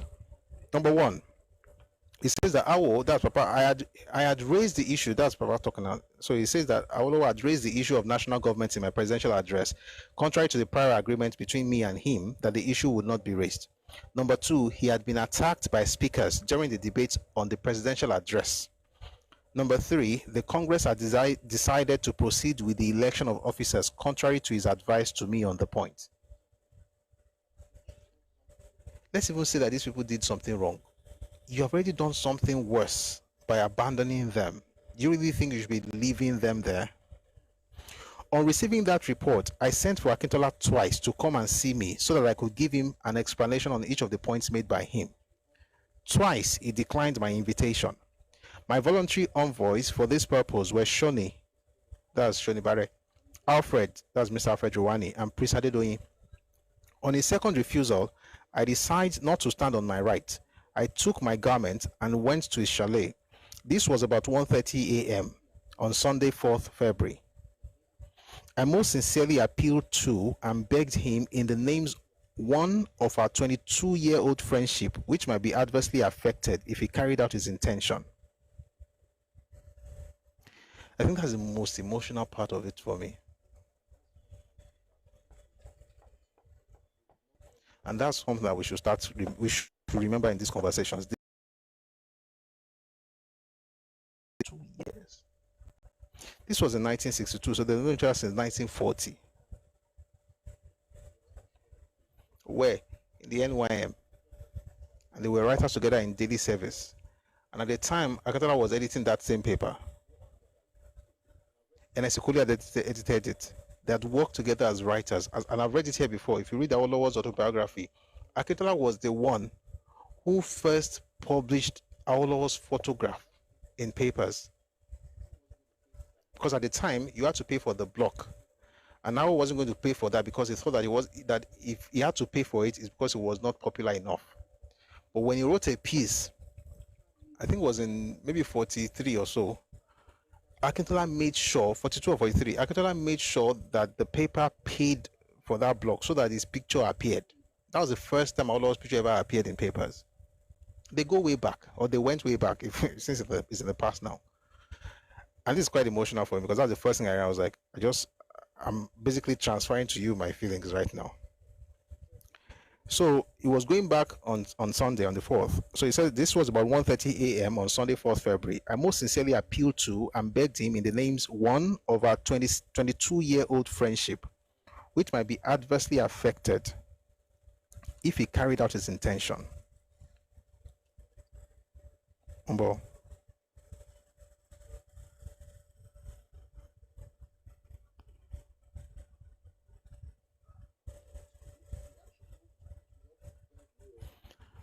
Two, of the action group to which we all professed loyalty and which would suffer if he left Jos in the prevailing circumstances. 3, of the masses of the people of Western Nigeria whom we dedicated ourselves to serve and whose welfare would be seriously endangered if he left Jos in his present mood. And 4, of God. I told him I had no wish to enter into any argument with him at that stage, but wanted to assure him that no one had in the open meeting attacked or criticized him. All I had come to do was to beg him most sincerely not to leave Jos as he had planned. When I return to Ibadan, there will be plenty of time to discuss his grievances and to give him satisfactory explanations. Chief Akinloye was present. He strongly supported my appeal to Chief Akintola. Chief Rosiji was also present, but did not utter a word. Chief Eso Shonibare, Alfred Rwani and Prince, I read that like a Yoruba man. Chief Eso Shonibare, Alfred Rwani and Prince Adedoyin, who were with me, did not speak. Chief Akintola spoke briefly.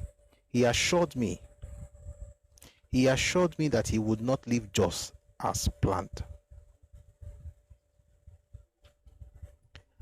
4th February 1962, very early this morning, I asked Prince Adedoyin to go and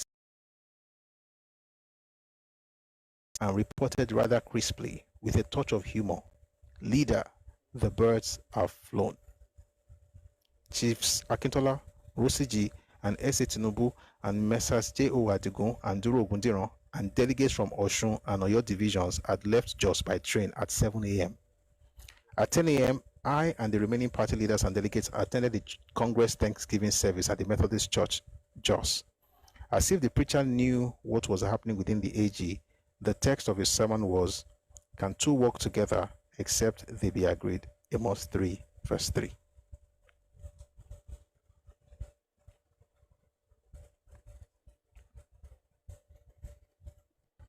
Check out what I'm seeing there.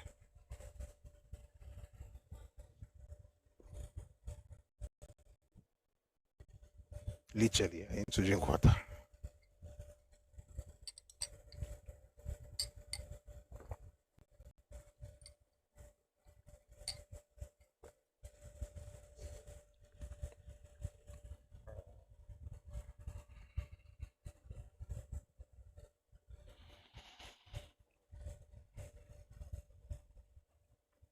I'm going to come back to this book, but let me return to you from The Political Philosophy of Chief Awolowo by Olaiwola Begurin. He says, having realized that they were badly outnumbered, though they had made frantic and futile efforts to pack the Congress, Chiefs Akintola and Ayorosiji, the Action Group National Secretary, as well as 6 leading supporters, that's the people that Papa mentioned by name, as well as 6 leading supporters, withdrew from the Congress on February 4, 1962, the 3rd day of the Congress, and returned to Ibadan, beginning a crisis within the AG from which it never recovered.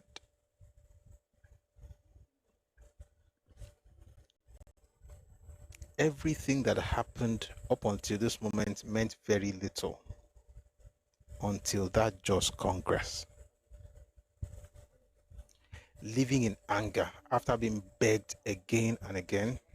By the way, in Tabanika Wudada, on a normal day, Papa should not be begging Chief Akintola, because Akintola was the one who was traveling to welcome the Sadauna in Ibadan. Why on earth would you go to Ibadan?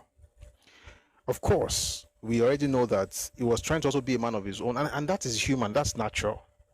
We also explained why, how to create that structure around him, because they didn't really trust him, or at least his capacity to do the work.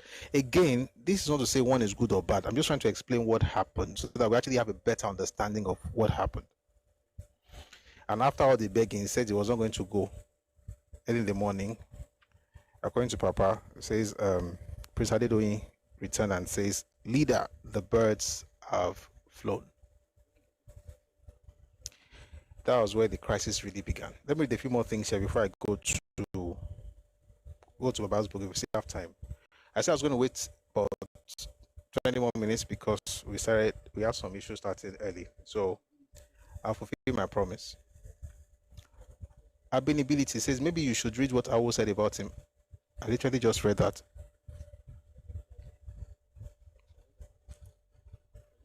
Before they started fighting, I read that as well. If you're just joining us, you may want to go watch the video on YouTube. Just calm down. Calm down. I read what Awo said about him. I read what he said about Awo. This is not a place where we are saying one is bad, one is good. You are studying history. This is not a rough fight.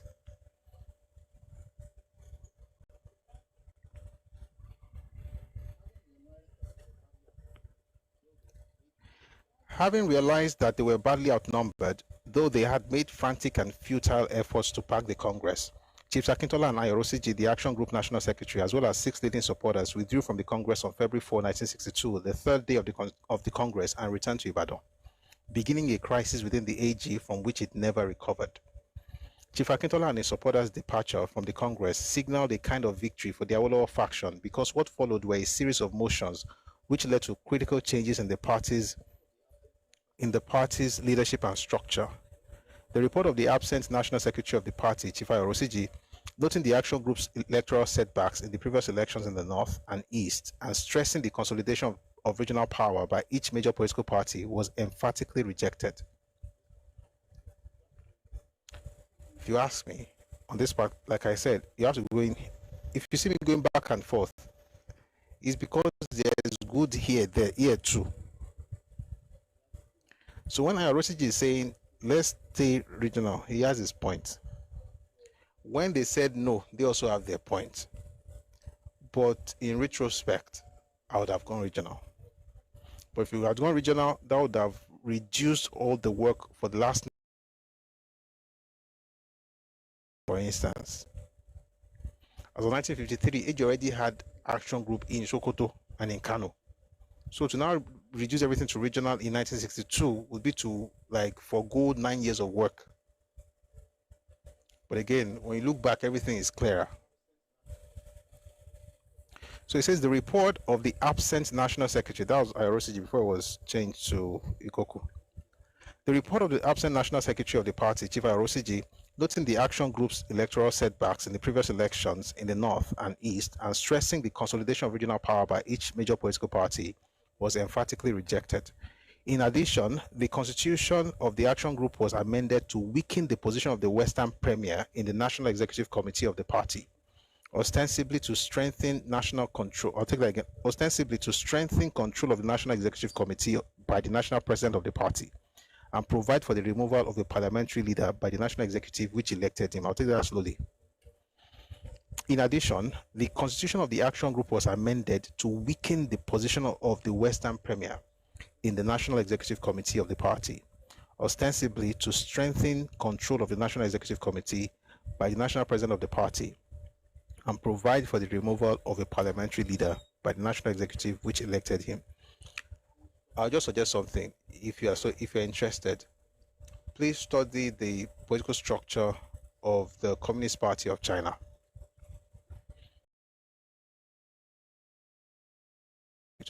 But you can see that dichotomy between the leader of the party and if you study those things,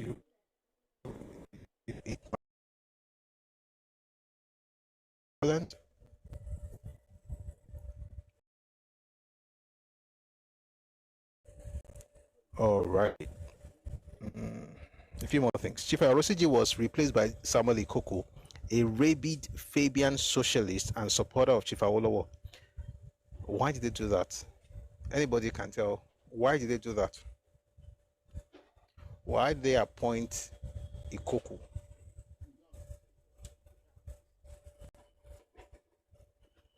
I mean, you don't have to say it, though. If you can, please do. But if not, then that's fine. I'm just trying to...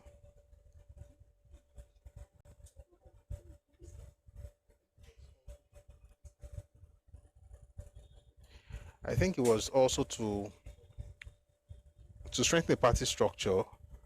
Yes, but it's more like to give it a national outlook. A national outlook. So Rosiji was Yoruba, so you have Ikoko. See, me, I believe in national Kenyo, but at that point in Nigeria, even today, while you're having your national stuff, National Deleo. National Deleo. The newly elected National Secretary of the party quickly moved to tighten central control over all the local branches of the party.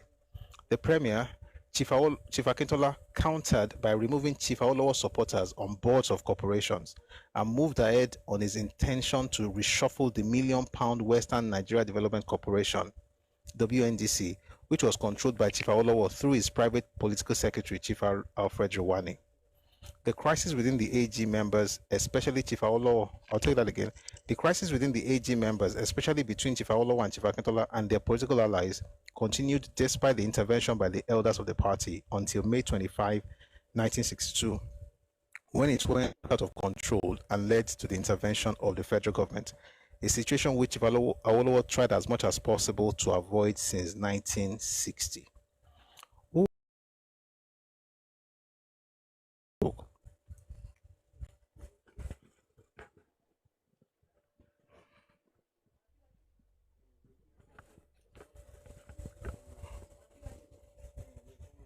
Dr. Badru says ACN had a strong footing in the southwest before extending its reach. AG had a strong footing in the south, in the western region before extending its reach too.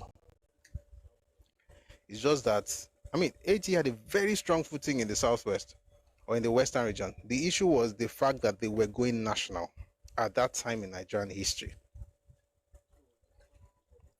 Anyway, let's read some of the things here. So in Papa's book, we start with 4th when they went to church. We're going to get to the royal fathers and what they did eventually. Let's just quickly go through some things here. 5th February 1962, Chief Akintola and his supporters arrived in Ibadan. They were met at the railway station by ministers, obas, and government officials. The crowd shouted "SLA on top" as Chief SLA Akintola alighted from the train. Those who shouted "Awo" were beaten up by Akintola supporters who were led by Mojid Agbaje.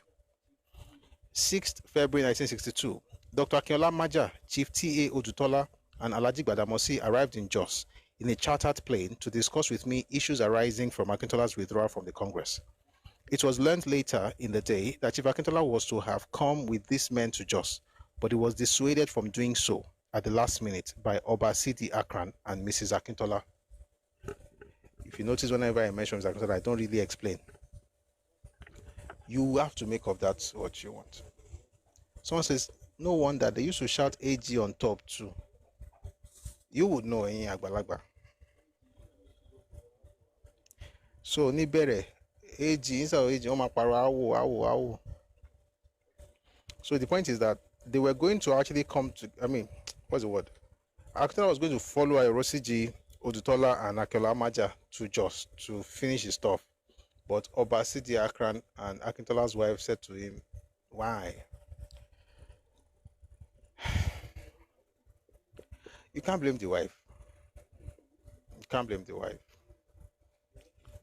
Whatever you do, you do. You can't blame your wife. As a man, no.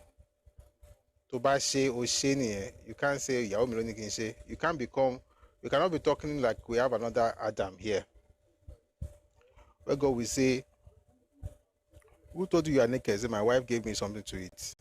Nobody you chop am.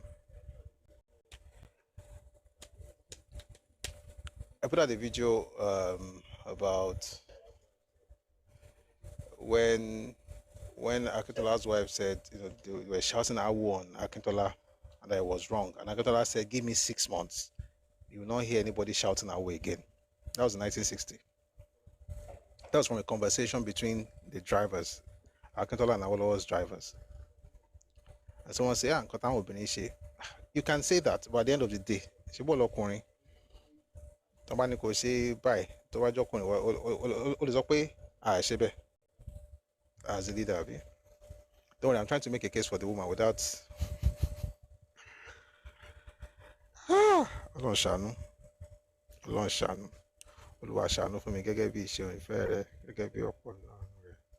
Ìròyìn kọjá mi kúrò, wẹ̀mí ní àwẹ̀mọ́. Ta ló mọ sáàmù yẹn? Olúwa ṣàánú fún mi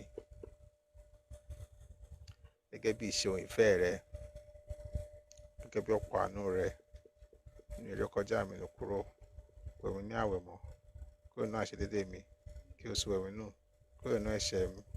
Gbogbo ẹ̀wọ̀n nìkan ni mo ṣe sí, mo ṣe bu níwájú rẹ̀, ká lè dá ọ láre nígbà tí wọ́n bá ń sọ̀rọ̀, káyà kí ó lè mọ̀. Àná mandate got it in Psalm 51 nígbà tí wọ́n bá ń ṣe ìdájọ́. Kíyèsí, máa ṣe dé lábí mi, àti nínú ẹ̀ṣẹ̀ nìyá mi ṣe lóyún mi. Kíyèsí, ìwọ fẹ́ òtítọ́ nínú, àti ní ìyà ìkọ̀kọ̀ ìwọ yóò mú mi mọ ọgbọ́n. It's Psalm 51. Ah man, I just remember growing up, how to read Psalm 51.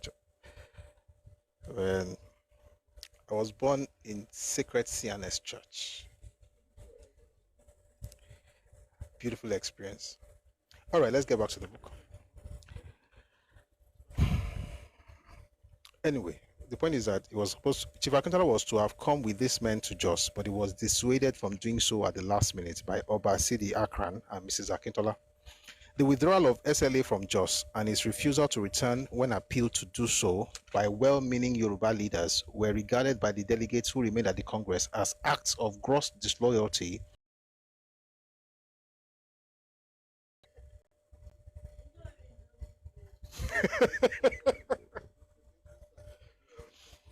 Prof, I see your comment to imprecatory sounds ní ọ̀rọ̀ Igba.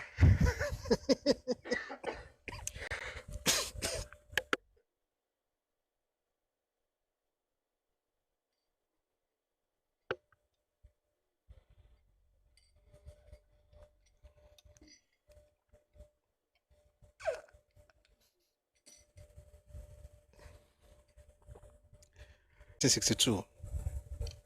Ayo Rosiji's letter of resignation from the post of Federal Secretary of the Action Group and his secretary's annual report were rejected by the Congress.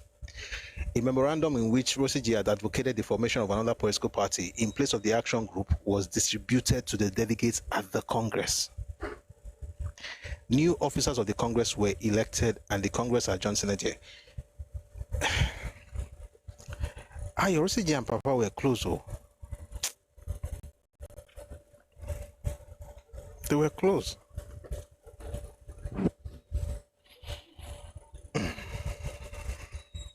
But wait, how you go person Congress? Can't go do flyer. They tell them, say, you want to form another party. How about now? How about now?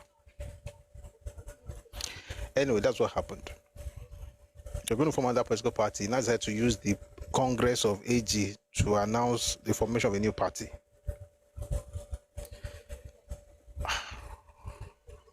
You know, I come from a church background. I know church politics. I think I shared one last week, the one in Ghana. You will have reasons for it, by the way. You have grounds, legitimate grounds that even everybody will understand. But it never ends well. Mr. Lagunju Emmanuel says, please, Mr. Oris, I need to have your WhatsApp number. Please just reach out on Telegram at Busui Oris. Mr. Lagunju on Telegram at Busui Oris. Then we can talk, we can chat. So the 28 says, politics those days was not meant for the weak, Prof. Absolutely. Only one question only meant for the weak. It's just very, it's a shame though, because we had everything. We could have been, and I'm not saying only one party is at fault or anything. I'm just saying that we could have been more than this. Any reason of this book, just feel like crying sometimes. Just be thinking of what could have been. Hopefully, it also challenge us, by the way, to now make sure that we do better. See? Anyway, 8th February 1962. This is Papa. I arrived back in Ibadan.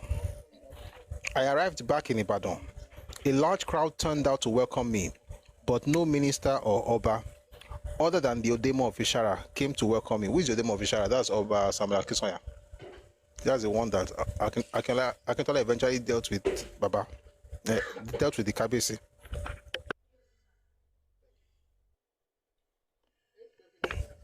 Thank you. 8th February 1962, I arrived back in Ibadan. A large crowd turned out to welcome me, but no minister or Oba, other than the Odemo of Ishara, came to welcome me. At the Mokola roundabout, I was booed by some people who congregated there in front of the NCNC branch secretariat. 9th February 1962. A peace meeting presided over by the Ooni of Ife, supported by some Obas and chiefs, was held at the VIP Rest House, Ibadan. I had insisted that all divisional leaders, ministers, and parliamentary secretaries should be invited to this meeting, in order that they might for once know the truth of the real issues, instead of the lies which Akintola had propagated among many of them. Akintola strongly objected to the presence of these people at the meeting. On my part, I made it clear that I would participate in the meeting only if these people were allowed to attend.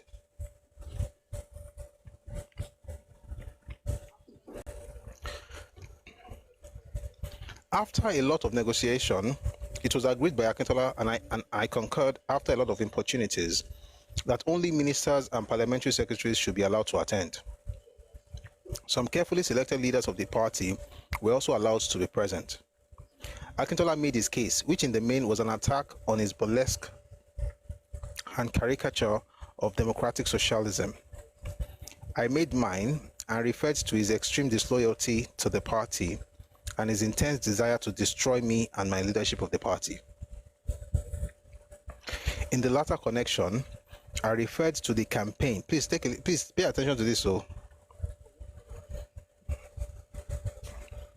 In the latter connection, I referred to the campaign in which he had engaged among some members like Ogundiran and Oshutokun, that I was planning a coup against the federal government. This is the same thing that eventually led to the treasonable felony trial. It started in-house. When people wonder, I try to be balanced, but when people wonder why people consider Akintola as a traitor and look down on him and deify Awo instead, it's because of things like this. I already mentioned where it was good, so those of you who are coming to be saying things, this is not ruffle. This is that statement that he was trying to organize a coup in Nigeria in 1962 They already started talking about it in February in Yoruba land. So it's all easier. Maso to Yoruba land along border aye wobe. To ti kwile ba pani. To the pani.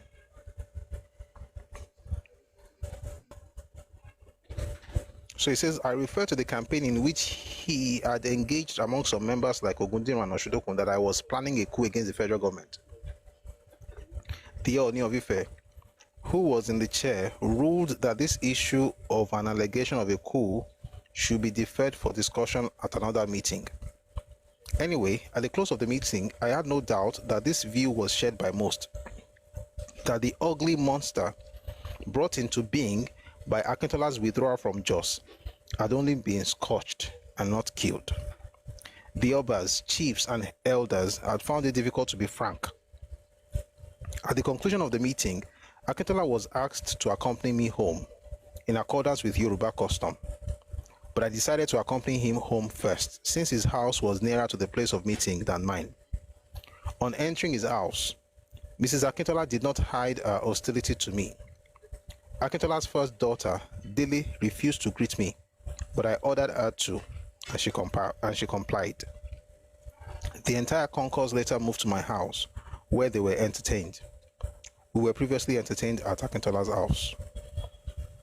9th to 22nd February 1962. Chief Esel Akintola removed Mr. J.O. Odeku as a member of the marketing board. The reason given was that Mr. Odeku was not popular in his constituency. Mr. Odeku had been elected as the new assistant federal secretary of the party in Jos. He had refused to return home from Jos with Akintola, which was the real reason for removing him from the board. Chief J.F. Odunjo was transferred from Western Nigeria Development Corporation as an executive director to the Finance Corporation. Although there were no change in title and office, he was executive director in both. There was a reduction in status and salary. In private life, there was no love lost between Odunjo and Akintola. Chief Odunjo's son, Mr. Soji Odunjo, married Chief Akintola's daughter, Ms. Omodele Akintola. The marriage was a failure.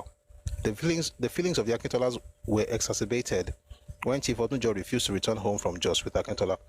I mentioned this last week. They had met in the UK.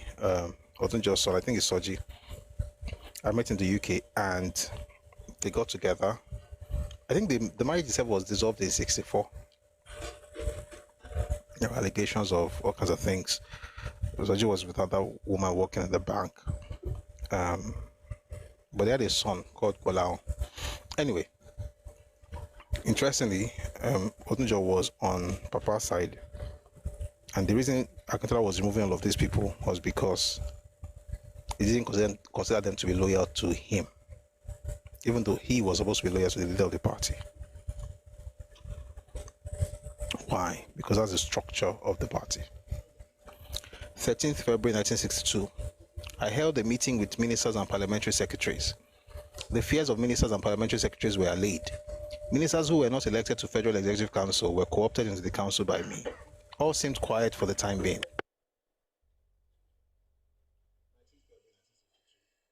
Excuse me. 19th February 1962. The governor of Western Nigeria, the Ooni of Ife, Sir Adesoji Aderemi, Oba Samuel Akesanya, the Odemo of Ishara, Chief T.A. Odutola, the Ogbeni Oja of Ijebu-Ode, Chief Esel Akintola, Chief Soshintokun and Ogundiran and I met at the government house, Ibadan, to discuss the allegation made by me against Chief Akintola, to the effect that Chief Akintola was undermining my leadership with a view to overthrowing it. I had alleged that Chief Akintola was doing this by disseminating malicious information about me, that I was planning a coup d'etat against the federal government. I mentioned Chief Ese Oshintokun and Chief Duro Ogundiran as two of the persons to whom he had spoken during his brief stay in Jos. He had boasted to them that if I dared to precipitate any crisis, I'll tell you again, he had boasted to them that if I dared to precipitate any crisis, I would be fighting from behind the bars and not as a free man. Mr. SRB Okoro, who was my press officer on trial at the time, reported to me as having heard this statement directly from Chief Soshintokun and Ogundiran. Chief Akintola denied ever making the alleged statement to anyone. Chief Soshintokun and Ogundiran also denied that Akintola made such a statement to them.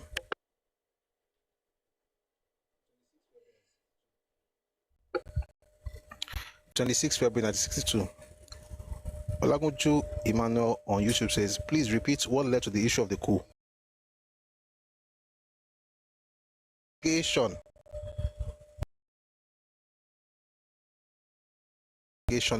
him that he was planning to organize a coup against the federal government of Nigeria. This had nothing to do with the coup of 66, so this was what led to the treasonable felony trial that got Papa in prison in 63. But we'll talk about that later, if time permits. But let's just...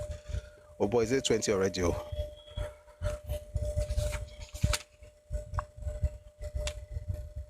Let's just finish this one, then we'll have to call it a day soon.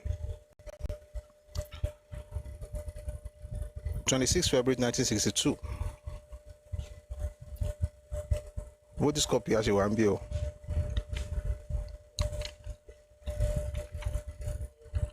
All right. 26 February 1962, there was a meeting of party caucus at Development Corporation Rest House at Ibadan to give a final touch to the settlement of 9th February 1962. The masters of Mr. Deku and Chief Odunjo came up. Chief Akintola was told to return Mr. Deku and Chief Odunjo to their respective posts. Chief Akintola ignored that directive. Chief Akintola requested that the decisions of Just Congress be rescinded. I rejected the request on the grounds that I and the others had no constitutional power to undo what the Congress had done. In other words, there was a Congress in Jos. They made some decisions. You chose not to be there for whatever reason.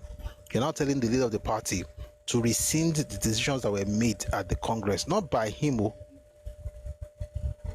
that were made by everybody at the Congress. A single person should now rescind it. Why? Because you don't feel comfortable with it. March to early April 1962, I arranged a series of meetings with Chief S.L. Akintola with a view to discussing important issues affecting both the party and the government. But Chief S.L. Akintola evaded all the meetings. He pretended to be busy either in Oyo or Ogumosho. During the same time, I suggested to SLA that a meeting of some leaders of the party should be arranged in order to discuss NIPC affairs. A letter was written to Chief Akintola to this effect. He ignored the letter, but he persisted in disseminating the false information that the NIPC was set up to enrich my favorites.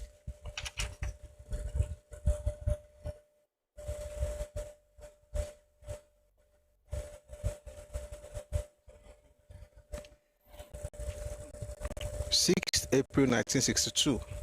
This morning, at my request, we already went through this last time. Let's just leave it alone. We're talking about how we went to meet the Prime Minister, and also state that by April of 62, the Prime Minister had never reached out to him, for action groups to be part of the government. So they talked about that. Where I was supposed to start today, before I went back to the other book, was when Papa talked about what happened on the 17th April 1962 when Chief Akintola made a brilliant speech in the Western House of Assembly in defense of NIPC. But since I already started talking about that Prime Minister thing, let me just read it. We'll continue from here next time.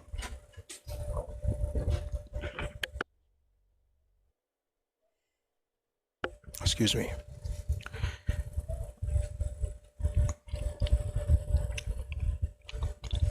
6th April 1962. This morning, at my request, the Prime Minister and I met. I discussed with him the question of national government. It was my second initiative on the subject.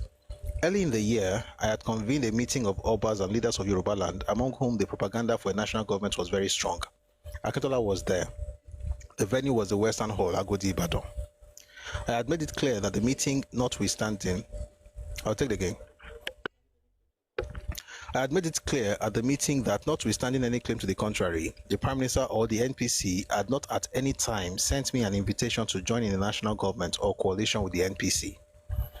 In the circumstances, and since it appeared the Yoruba were so desirous of joining Balewa's government, the meeting should appoint a delegation to meet the Prime Minister to appeal to him to invite us. Akintola did not say a word throughout the discussion. In the end, the meeting unanimously rejected my suggestion and declared that it would be an act of self-abasement of the worst kind to beg for office. At my meeting with Balewa on this day, I complained that he had been undermining my leadership. He wanted the AG in his government. He had been discussing the matter with my deputy, Chief Akintola, but had never cared to talk to me about it.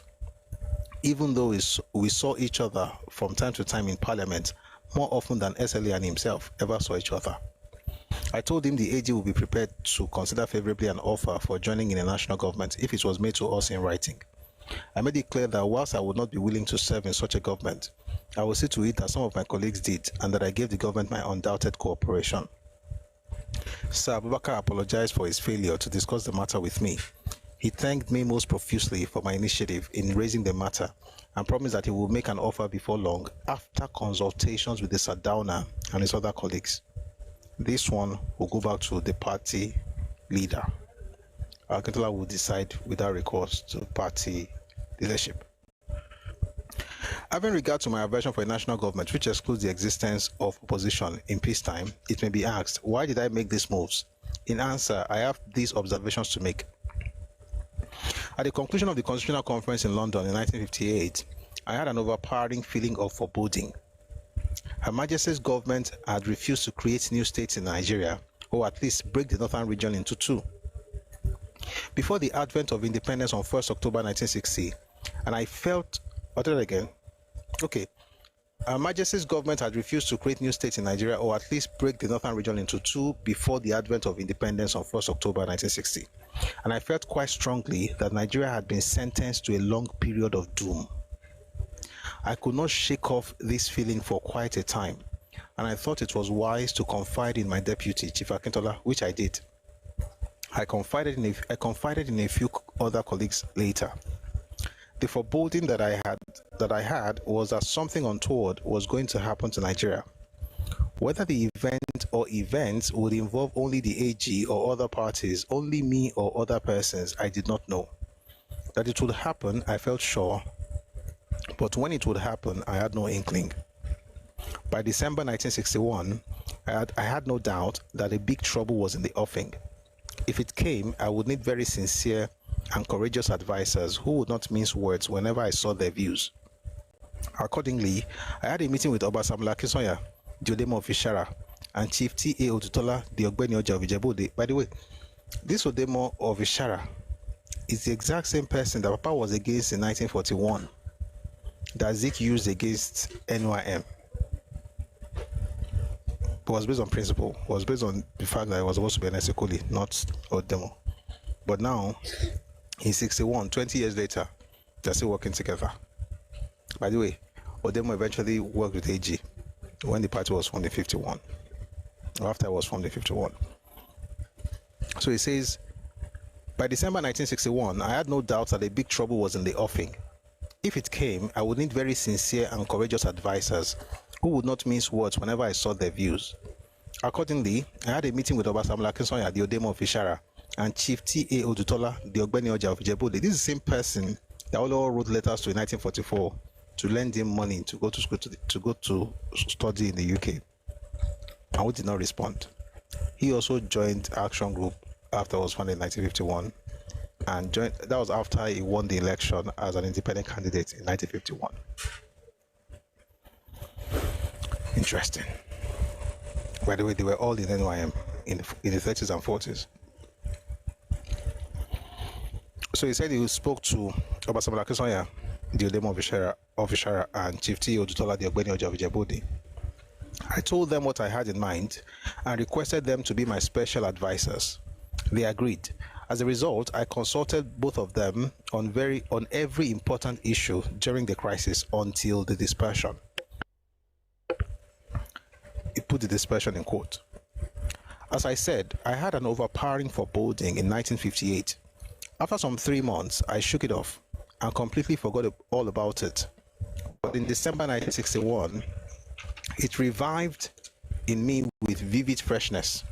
As events unfolded themselves since the AG Congress at Jos, I was in no doubt that the foreboding was going to come true. At first, I felt there was nothing I could do about it. If the heavens fell over Nigeria, my family and I would not be the only victims. But later on, I thought I might do something about it. I discussed my idea with S.G. Ikoku. He agreed that I should take the initiative on the issue of national government. I also discussed with my chosen mentors, Oba Akinsoya and the Ogbeni Oja, They too approved. When the Yoruba Obas and leaders decided not to send a delegation to Balewa, I felt there should be an end to any further initiative on my part. But on further reflection, I decided to grasp the nettle myself, and I did. However, the NCNC panicked as a result of my move on 6 April 1962. Balewa and I were in the chamber of the House of Representatives. There was no serious business going on. I sent a note to the Prime Minister as follows. PM, could you give me an appointment this morning, say between now and 11 a.m. Obafemi Awolowo, 6/4/1962. On the same sheet of octavo paper, he minuted back as follows. Leader of Opposition, what of now, please? T. Balewa, 6/4, that's 6th April. When I read his note, I looked in his direction. We exchanged glances. He rose from his seat. I did the same, and we then proceeded to his office, where we remained behind closed doors for almost 2 hours. What could we have been discussing? I had never previously had occasion to discuss along with Balewa. The dyed-in-the-wool MPC conservatives and the rabid anti-Awolowo leaders of the NCNC put 2 and 2 together and set to work. In due course, it became clear that Balewa had abandoned his promise to invite the AG to join in national government. I made another move later. If you ever get to become a political leader, we will not repeat the mistakes that our forebears made. We don't do this to put people down. We do this because we want to learn from the past and make sure that we have a better reaction when our own time comes. And how best to prepare for our own time, that by studying those who have gone ahead of us. All right, we'll be here again tomorrow, 4 p.m. I know a lot of people are still used to the 1 p.m. People reach out to me, which is one of the reasons I'm also pushing the recording of the game show to next week Friday, because people are not yet used to the 4 p.m. We also have fewer people. If you notice, normally we'll have a lot more people, but because people are trying to adjust. So please, if you know anyone who comes around, let them know it's 4 p.m. I'm also going to put out some, like a flyer on different platforms. It's 4 p.m. Ife time, West African time. So please join us tomorrow.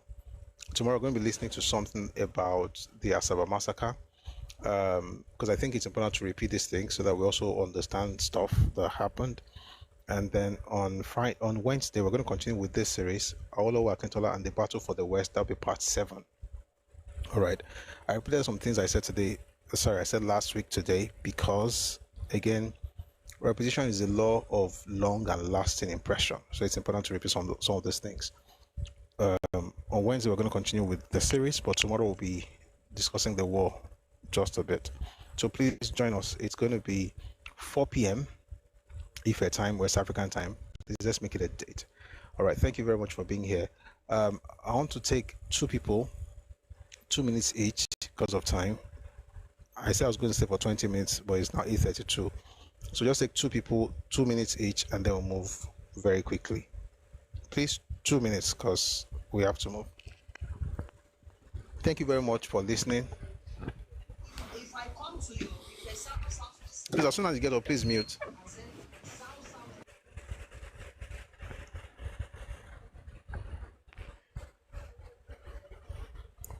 All right. Okay, I think we have one person.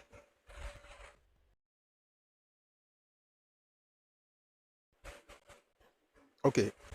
Battlefield, please, let's quickly have you, and then we'll run. Hello. I joined you very late, but it has liberated me for what has been carrying for more than 60 years. And I will tell you why. Yes.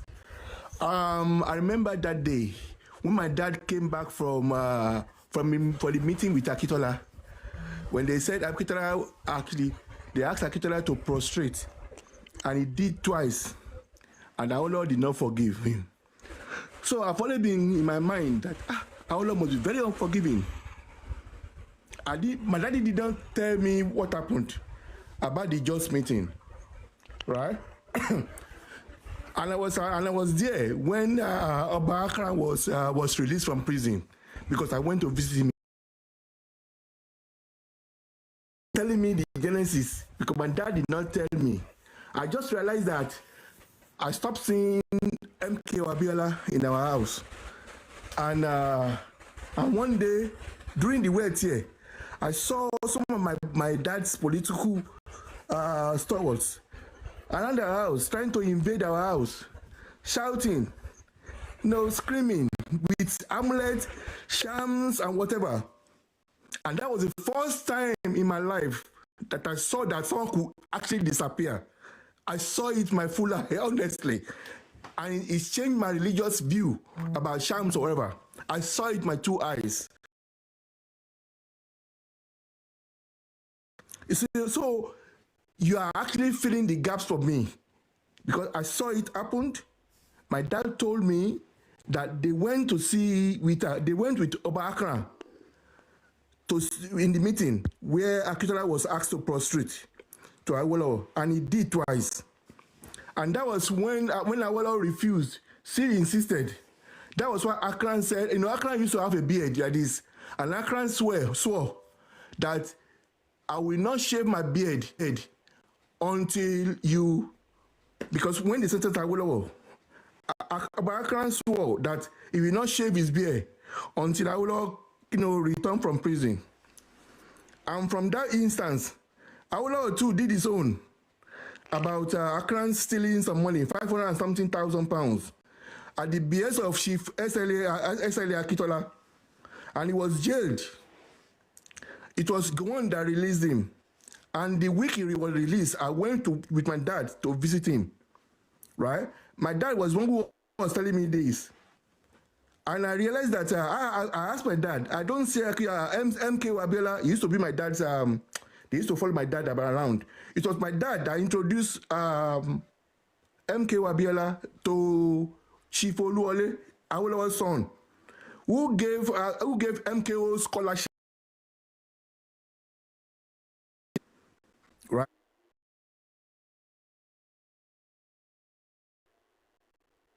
Right. And it was later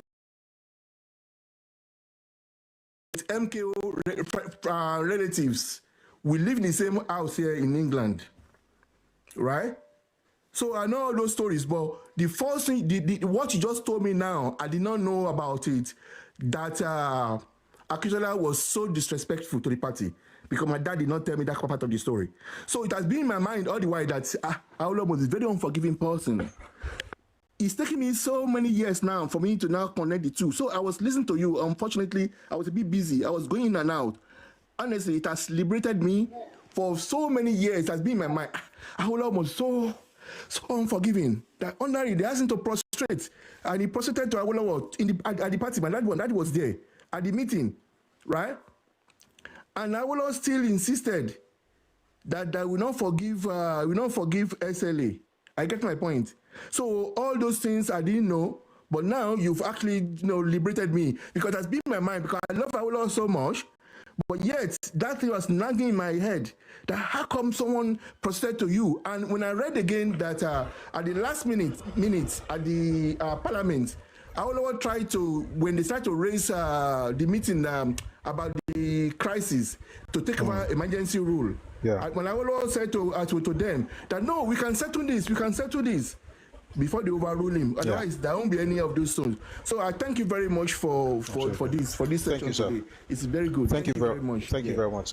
Thank you very much, sir. I really do appreciate that. Thank you. It's also good to know that people who were there in person, I wasn't, who were alive, who experienced these things, are also here, and it's humbling. Thank you very much for your support. Let's have Solo 28. And then we'll call it today. By the way, before Solo 28 speaks, I'm going to talk about Radio Republic. We're starting first reading every Friday from the first Friday of November. So, putting out announcements to ensure that if you like to participate as a contestant, you'll be able to apply. And also, if you'd like to support what we're about to start doing, you can also use the bank details that we have on the screen, so you can support.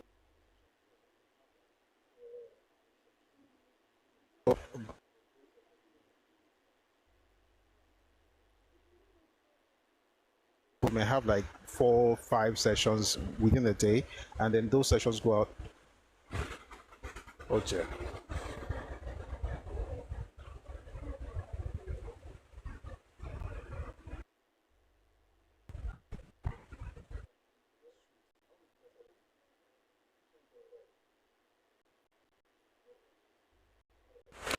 So I just switched. I hope it's better now. Shame coming by. Okay. All right. Okay. All right. It's a game show. It's called Redomi Republic. I'm going to announce it much later and put out the details. Please, you can apply to be part of it. All you have to do is to go to Linktree/Redomi Republic. I'll put out the flyer very soon so you can see it while Solo 28 is speaking. And no, after Solo 28 speaks, so you can concentrate on what he's saying. Once it's done, I'm going to put out the picture so you can apply. You can also support it because we're going to be giving out cash prizes. If you want to be part of that, please.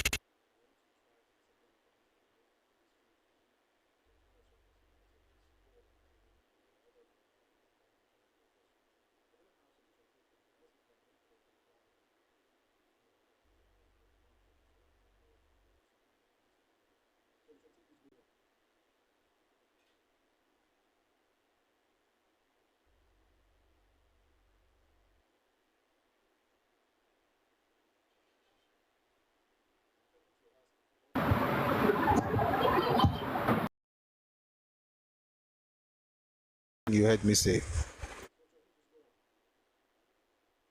But I hope you can. I will explain. I'll put up the picture. I'll say everything again later after Solo 28. Solo 28, please go on. Hi, Prof. Hi, everyone. Hello, sir. Yes, sir. Ẹkáàbọ, everyone. Mine will be a very quick one. First thing, I thank God for the day I met you. The day I ran across this page. I blessed that day. Wow. Thank God. That's all I can say.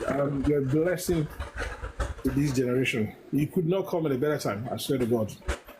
We needed this kind of voice at this time. I swear to God. You can't imagine how many of us that come on one is